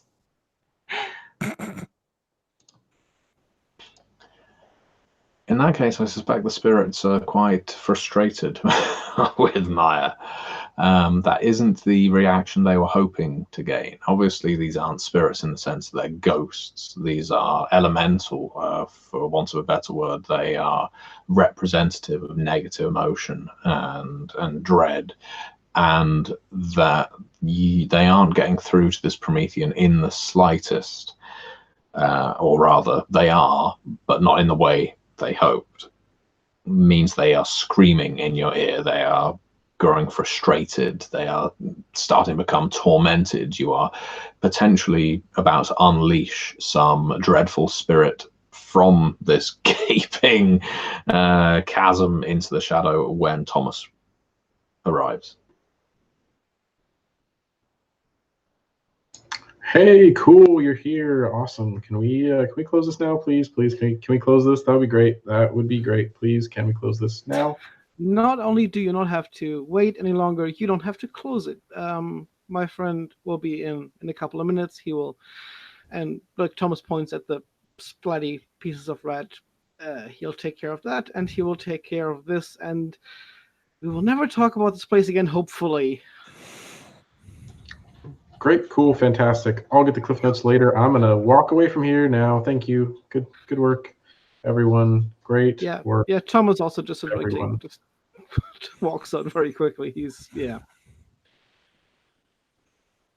A few minutes of torment in my brain is just reminiscent of the untold years of torment. So, I'm used to this. Maya, do you say goodbye to the spirits as you leave? Oh my god. Maya, yeah, she's a little upset that everyone wants to close this thing, because as far as she knows, these are like the friendliest things she's encountered.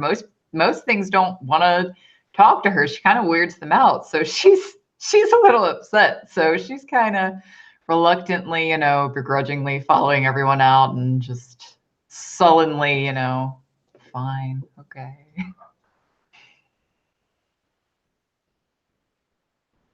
Okay, you leave the museum, and as you basically leave the aura of this great big rended hole through the gauntlet, there's a snap, a cut off as Maya hears these voices no longer. And yeah, there's a bit of a sense of loss there, but you will no doubt recover.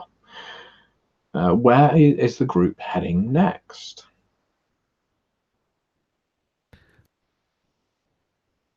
You took a taxi to get here. You're now stood in a car park with your backs to a site of a massacre. And you can only really hope that Pride also cleans up the bodies. I mean, he said he would. Thomas is just taking him at his word. Yeah, well, he'd probably eat them. And yeah, where are the four of you going to go next? It's probably worth a planning session. So I think we can cut back to everyone takes a breather, essentially, those of you who need to breathe.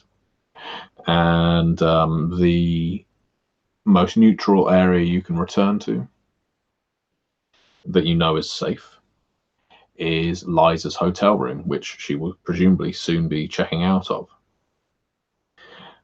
So you're back at the hotel. There's a number of leads you could follow up. I was going to offer my hollow if people wanted to go there instead. Oh, Liza's definitely down to go to strange new places.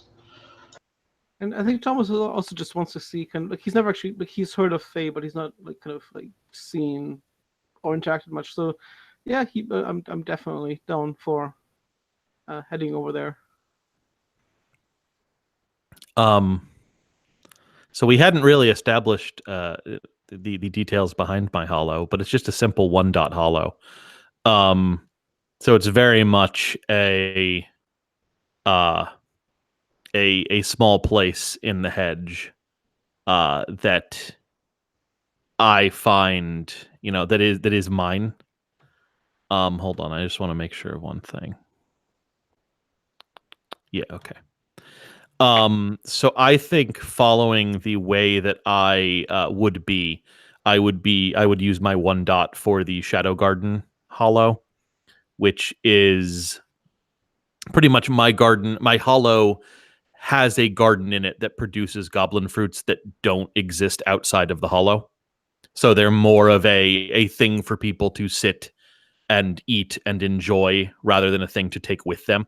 I have a separate thing that lets me have a few goblin fruits, but so I see my hollow as it's almost a little idyllic garden, but everything about it is that slightly wrong because everything in the hedge is that slightly Alice in Wonderland, which I'm very comfortable with, but everyone else may not be as comfortable. But the entrance that I typically use to it is in fact in a public garden. There is a doorway. It's a trellis in the back of a public garden. That it's just one of those. It's a trellis against a wall. But they just have a few. It has other trellises, so it's just a piece matching the other pieces in the area. But for me, I can open that door there. Does that make sense? I think that follows how hollows work. Okay. So I would offer for everyone to come on in. I would open the door and allow people into the hedge, and not really warn them much about the hedge while we go in. The only thing I will say is don't leave sight of me, and if I run, follow as quickly as possible.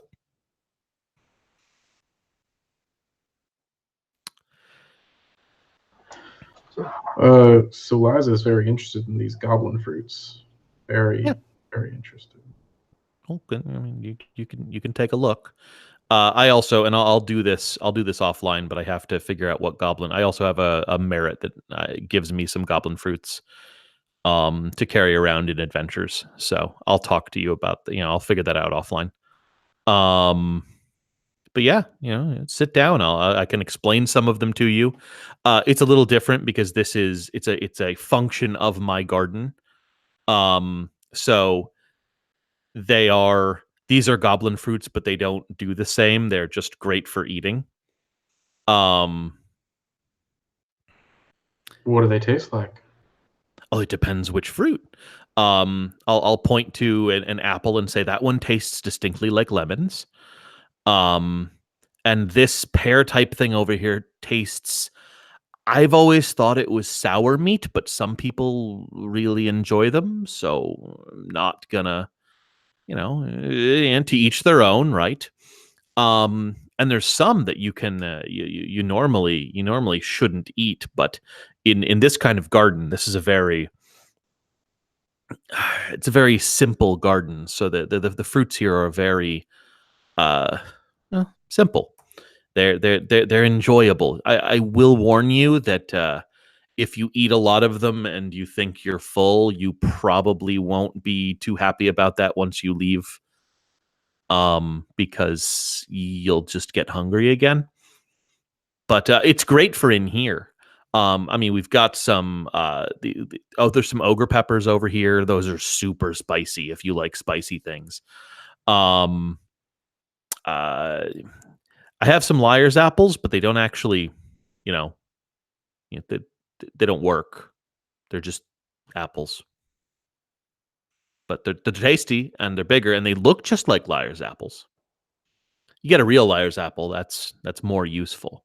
And I had one of those sitting around. I don't know if I have one anymore. But yeah, the fruits are really good. The fruits from the hedge are amazing. They're very interesting and they can do strange things. Some of them hurt you though. I got bit by one really bad once. It took me weeks to get better from that. Ugh. The three of you are probably sat partly curious. I imagine Liza's taking this all in, incredibly interested, despite how completely shallow and meandering this all is. The other two maybe thinking of other things while this long explanation of his garden is taking place. Thomas is mostly trying to work out, like, he's not supposed to eat fruit with seeds in them, and he's trying to just he's probably just trying, but he wants to try what they taste like, because he's never been to this realm before. So he's just going to pick up something that might make where it's easy to take the seeds out once you kind of crack it open, I guess, like an apple or something. And he just sort of like splits it down the middle with as much as he can, and picks the seeds out as he eats. And let's see what happens, because he's got no idea of what this is going to be.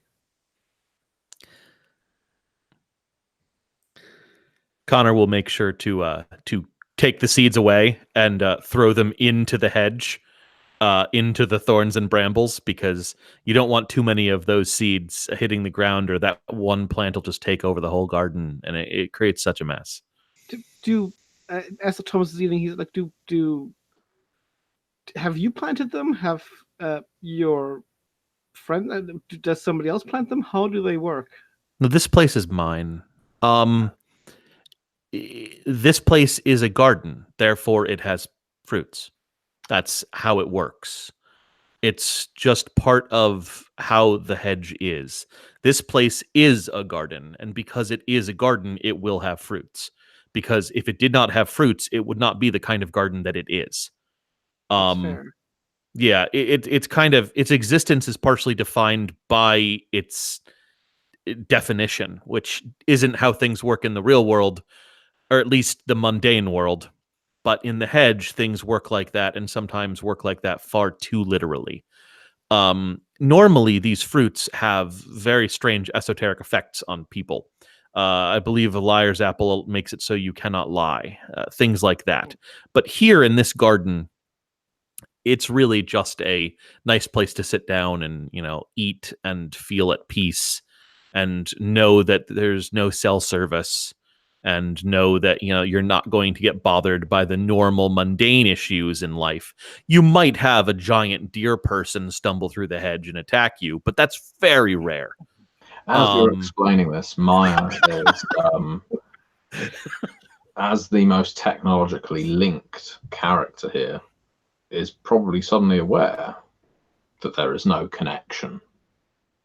There is no buzz of static. There is no feedback from telephone signals and the like. This is a place of, well, peace. I don't know whether she would find that alarming or refreshing or just interesting.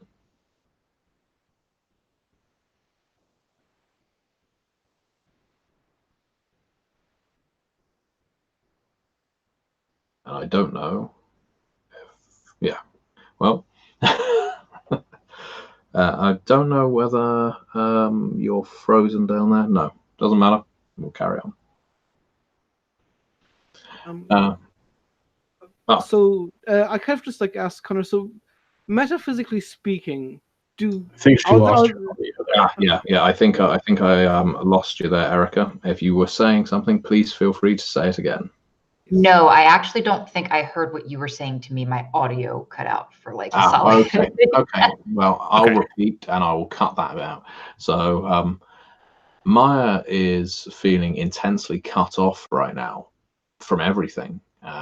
There's no buzz of signals. There's no static, no feedback, no connection to Wi-Fi. Just constantly pinging up inside her head with an offer or Bluetooth. There's none of that. It's all just gone in this place. And how does she feel about that? Does she feel refreshed due to the lack of noise, or is it utterly alarming to her to be in a place like this, which is so isolated from technology?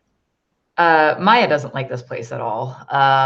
She didn't like it when she found out that something that looks like an apple tastes like a lemon. She doesn't like the fact that things are because they are. Nothing in this place makes sense to her.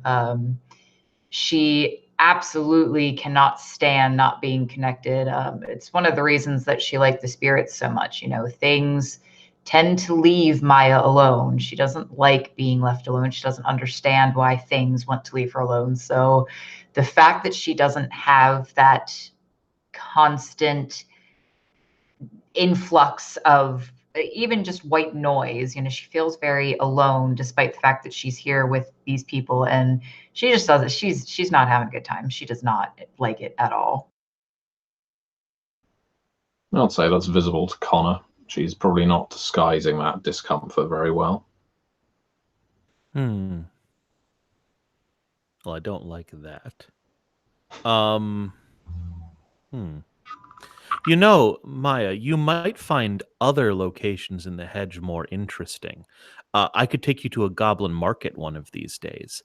That's incredibly, how to describe it?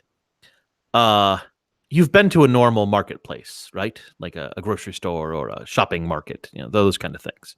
No. Have you been to a store of any sort? No.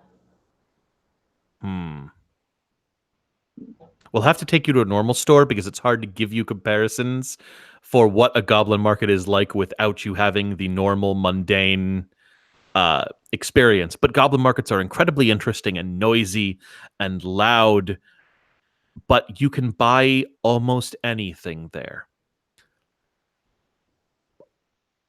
Almost anything. I can buy almost anything from my house and my computer. Why do I need to be around? What are goblins? You keep saying goblins. What are goblins? They're oh jeez. Is that what I'm buying at the market? No, is well, that what you a could. goblin market is? No, a goblin market is a market run by goblins, although you probably could purchase a goblin. I'm sure there are goblins who have sold themselves into some form of indentured servitude. I've never looked into that because I don't want to own people. Goblins are people. They're very conniving people, but they're people. They're things. They're alive. They think. They breathe. They live here in the hedge. They don't come out into the normal world. They live here. But they're merchants and dealers and wheelers. But the thing is, they don't just deal in the normal. Like, sure, they could sell you a computer, but they could probably also sell you a handgun that shoots through walls by magically opening a portal in front of the bullet. Or they could sell you some of the hair off of Picasso because they have that sitting in a little, Tupperware bin behind them. The things you can buy in a goblin market are very confusing, but sometimes intensely magical. It's a very strange place. That doesn't sound like something I'd like at all. It's an experience. It's one of those you have to go once. but you may never want to go again kind of experiences. But it can be very interesting. The problem is they always want to get the better out of you on a deal. So you have to go in with someone who knows how to deal with them, or you just always get a terrible deal. Do you know how to deal with them? Only a little bit, but I know people who know better than I do. I do deal with them on a semi-regular basis, so I know better than most. But no, I'd bring an expert with us if we ever went. I'm not... I wonder if they'd have anything useful for our search. I was about to say the same thing. Like, do they broker information as well? Oh, they do, but like, what do we think? What do we need to know? What's the big question? Um, And Thomas So just kind I of like turns to the beast and kind of assumes that Liza will know better because he's not. I mean, he knows some things, but he's realized she's been putting things together better than he has. An out of character question. Did Thomas share the information with the group by any chance? Do we know anything about what we would be searching for? Like, he hasn't told us what his conversations entailed, right? That was all. That's entirely up to Sebastian. Will Thomas have told them about his encounter with Pride and the reference about burning down the copper kettle? Oh no, absolutely. Because I don't think, at least all of the group will look down, like kind of be happy about just arson because the one guy says that the place is, but he says like he will vaguely say, my friend outside that there's diseases apparently all over the city, just just metaphysically, and I don't know where to start with it really, and I don't know if I can track down. Maybe the one that we've been tracking down isn't even the main. I don't even know if it's the main one. So a couple of questions out of character. First is, didn't Pride say for Thomas to bring his friends when he went to do this? He did. Second one out of character, and it's mostly just something I want to put out there before we start really getting into the investigation, is after Beast has gone through an ordeal with other supernaturals, I have the option to offer those players the chance to take the family ties condition on their character towards the Beast, which offers a few neat things. You can use my resistance attributes instead of yours for supernatural powers, and we get a +1 to rolls to help each other do stuff, and I get to develop like custom powers based off of you. I feel like everyone in the group would qualify to receive that right now. Yeah, following your encounter with the Bechelou, definitely. I think, but it's your choice of players, whether you would or not. I mean, out of character, eventually Thomas probably will, but right now he still doesn't know whether to trust the Beast or not. So, just right now, he'll kind of make a comment about having to discuss things with his pack because he's very he's not in a position. Well, it's not like an in-character decision. Like it's more like it just could have happened. So it's like kind of like whether the connection actually takes with your character or not. It's an out of character decision, but if your character wouldn't have allowed that connection to really hit yet because of your nervousness, then it wouldn't. Where in that case, it doesn't hit quite yet. Yeah. Where I, for instance, being the changeling, there's a chance that Liza is evil as sin and needs to be killed, but like I'm perfectly fine with being friends beforehand, because that's a great way to find out if you're just too evil for me to allow you to live. And I don't think you are, but there is a chance. Like there's a small chance that you're too much. But that's okay, because that happens sometimes. That's how the world works. Yeah, I think Thomas is still a bit too uncertain around her to really for that to happen, but it might happen in the future. So, yeah. But okay, no, in that case, he might talk. Yeah.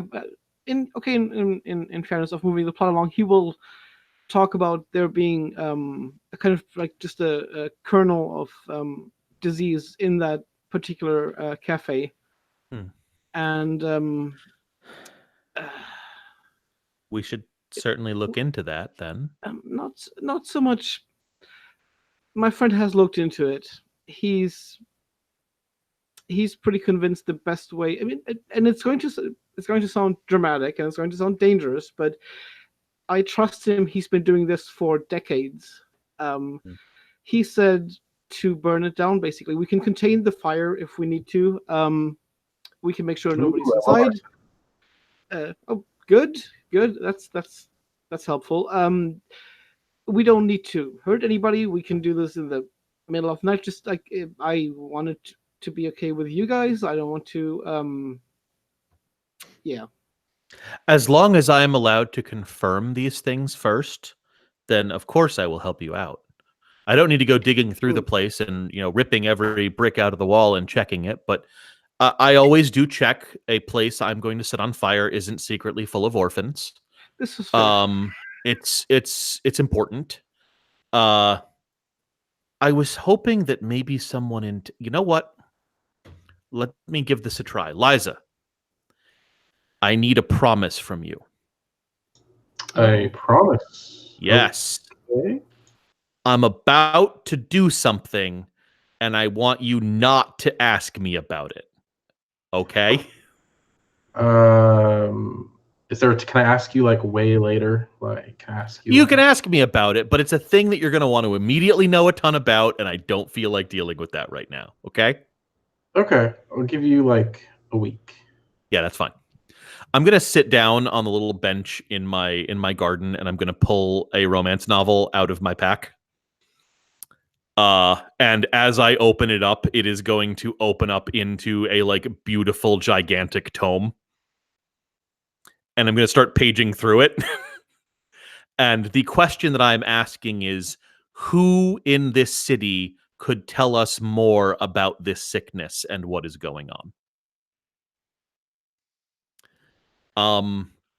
It's an intelligence plus a mental skill of our choice roll.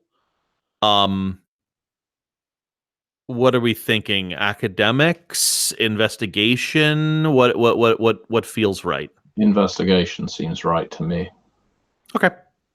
So let me roll that real quick. It's not a lot of dice, so that's fine. I'll do it by hand. Liza's very pointedly holding her tongue and making a show of the fact that she's using her this. It's 2 successes, so it's not a exceptional, which gives me extra information.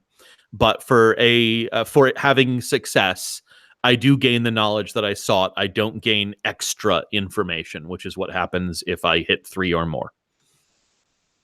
You are given the name of Peter Tybolt.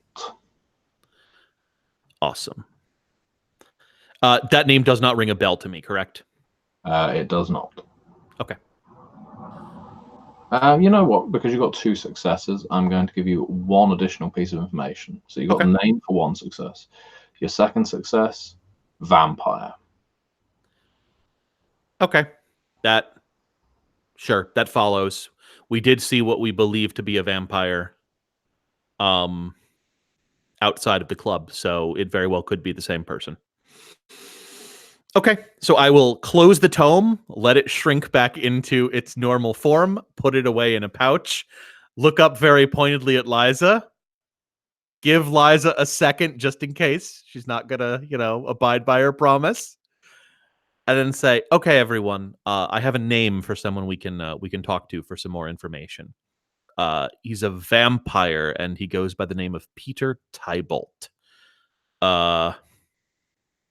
Obviously, we're going to have to ask around to find out how to contact a person, but a name is a good starting point. So once we're all refreshed and good to go, we can head out into the world. I assume I will check in with the Spring Court if you guys want to come by the club.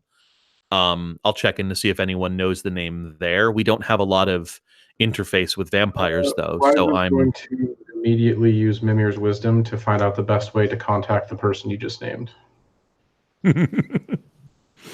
Yeah, why talk to actual people when you... Yeah, come on. However, since I am low satiety, the storyteller has the option of providing misleading but still technically factually correct information. Oh, I know.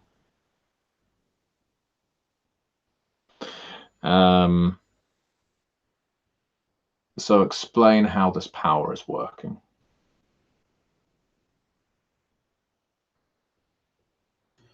So it offers a lot of various options. For her, I view it as kind of like a extension of she has the one layer trait that kind of like pulls people apart for information. And I kind of view her presence in the physical world as having a similar but much more low-key effect on everything all around her, just a constant low-key absorption of information without actually consciously registering any of it, unless she draws on this atavism, which she can do once a chapter, in order to actually receive maybe flashes of insight as her horror puts together the pieces it has absorbed from the surroundings into a hopefully cohesive whole. Lovely. Okay. So bits of random information, whispered names, lore spoken by people in hushed tones, all swirls around you, enters your head. And the question you're asking, the specific question you're asking is, what is the best way to most reliably contact, I think it was Peter was the name. Peter, with the last name, I don't remember it, but Liza would, because her memory is better than mine. Yeah. So Peter Tybolt. The answer, which may be misleading, is the Copper Kettle Cafe.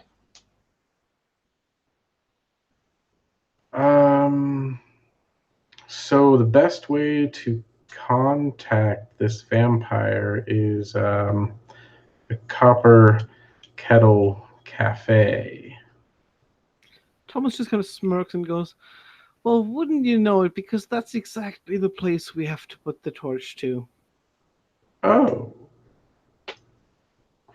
Well, I'm not clear on if he works there, which would be weird. Vampires' day jobs don't usually mix too well. Owns the place, where it would probably be bad to burn it.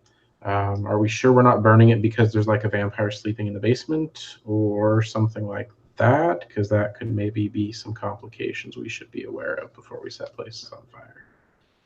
Well, we should probably talk to the person first, unless the burning of the kettle is how we get in contact with him. That's not outside the realm of possibility. Maybe we should go there and look around first, and then if we can't find anything about him there, we burn it and stand around and wait to see if he shows up. Wait, no, we don't burn a thing and then stand around and wait for people to show up. That is how you get caught burning things. Could burn it down and then have one of our most subtle members, and Liza motions over towards Maya, who is of course renowned for her subtlety. But actually, our tricks, I feel like, are kind of similar, but I don't think I can keep mine up for very long. But if you can do the whole dispersal into swarm parts and kind of stay that way, linger, see if anyone comes by that might be of vampiric persuasion, maybe we can track them down. This is assuming, of course, that we don't just find the person we need there to talk to them. Maya, could you do a wits plus investigation roll, please? Certainly. Let's see that. Okay.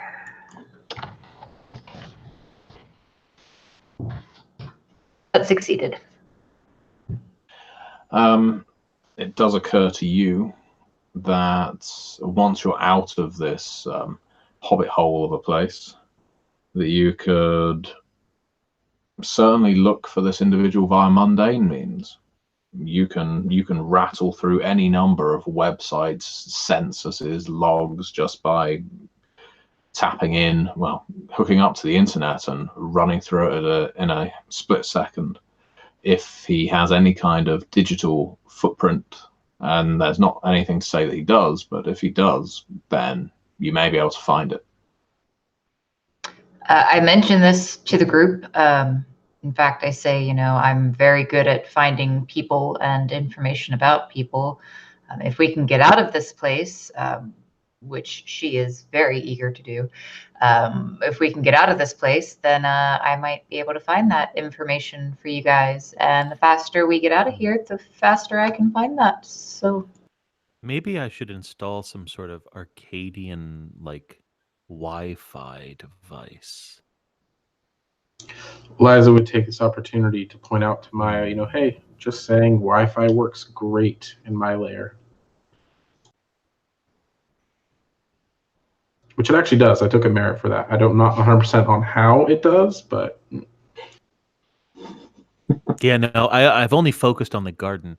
I bet you I could like work on like growing a cell tower tree.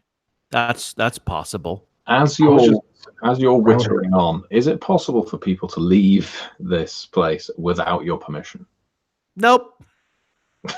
Oh, great. Oh, wait. Yes, into the rest of the hedge. Yeah. But yeah, not out the door because I have to open the door. Yeah. Sure, they could plunge through the wall of thorns and Yeah. Welcome to hell. Yeah. That being said, it's very obvious that she wants to go, so we're gonna go because I do not have any interest in making people uncomfortable. So let's do that. I mean, if there's a mundane way to contact him, that sounds nice and easy. So let's scoodaloot. Yeah, I just follow Connor out and make sure not to lose track, like the sight of him, like you told me. Yeah, no, I'll make sure that everyone gets out of the door, Yeah. and I go last, like the. Everyone hold hands. Theoretically, the hollow exists when I'm not there. But time always exists slightly strangely when you enter and exit the hollow. And even though it only feels like you were there for about 30 minutes, checking your watches or just basically working out what the time is by looking internally, it's about 2 hours have passed. As Connor knows, it's been worse than that before. Oh, yeah. But now that you're back out in the real world, where did you enter the hollow from?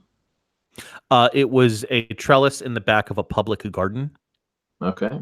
So you are back in the public garden. Ah, wonderful. Well, I'm going to kind of look over to Maya because, now Maya gets to do all of Maya's crazy Wi-Fi shenanigans.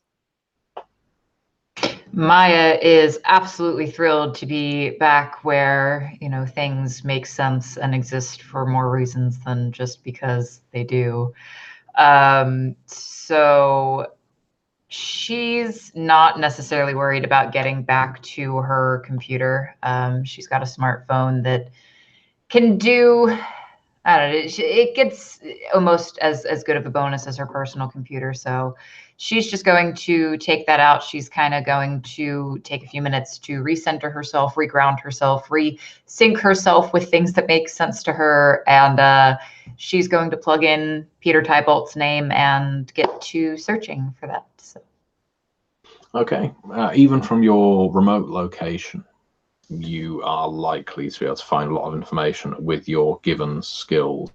Is there a particular power you want to use here, or are you happy to use computer? And I will allow you to use your specialty of hacking and intelligence. No, that's fine. I do have the bonus from smartphone that gives me a +2 to rolls that involve that. Excellent.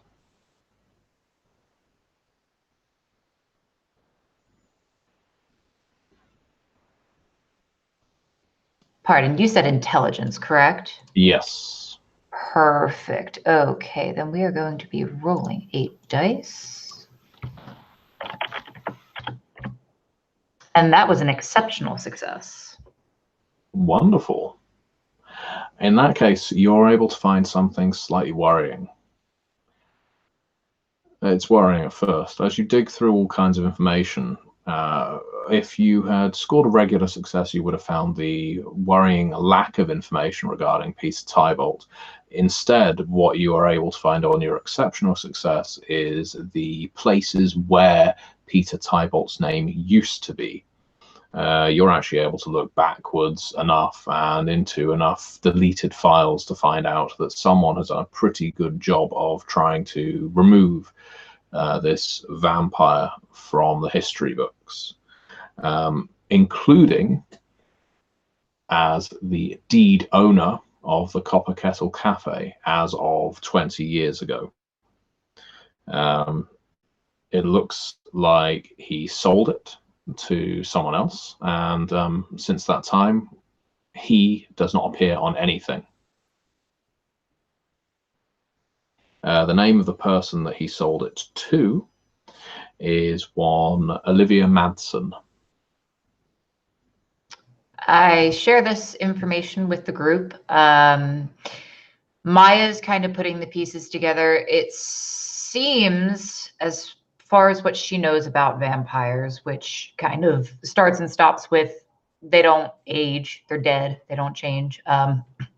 Makes sense to her that he would want to sell or change the name, because the same person owning a building for hundreds and hundreds of years is a little strange. But she shares this information with her group, and she remembers their theory and says that it is probably how we get his attention. We burn the building down and he will come looking because he used to own it. So that's what Maya found. Alternatively, and this is going to sound crazy because I do like the arson, we could talk to the person he sold it to, and see if they know how to contact him. With Liza's 4 dots and occultan being fairly well traveled and read, would she be familiar at all with the concept of ghouls? I would say so, yes. So it's not uncommon for vampires to have, mortal servants that do things for them, like maintain their properties. And if that's the case, then this person might actually be way more connected to this vampire than just being someone who happened to buy up his former property.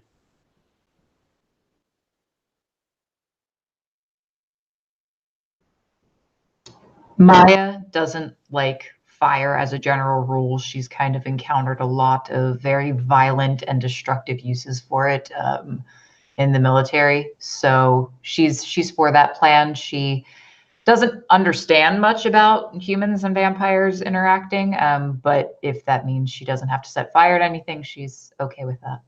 See, in all the movies, vampires just change their names every like 60 years. So maybe he sold it to himself, Could be. just under a new name.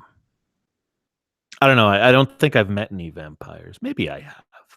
I also bet you haven't met any men named Olivia, like, ever. I don't think he changed his name to a girl's name. Oh, yeah, good call. That would be. You don't want to stand out, and being named Olivia would be stand out. Yeah. Well, what time of day is it now? I would say it's mid-afternoon. Oh, perfect time to go to a cafe. Shall we? Yep, let's head on off. In that case, the 4 of you head to the harbour and the Copper Kettle Cafe, and that is where we're going to conclude our session, with the 4 of you arriving there. And as you enter, we're going to leave it blank. All right, well, thank you very much, everyone, for watching, and thank you very much to the players for playing. I'm going to click stop broadcast, but thank you very much again for sticking with us and for our complete lack of audio issues, which was brilliant.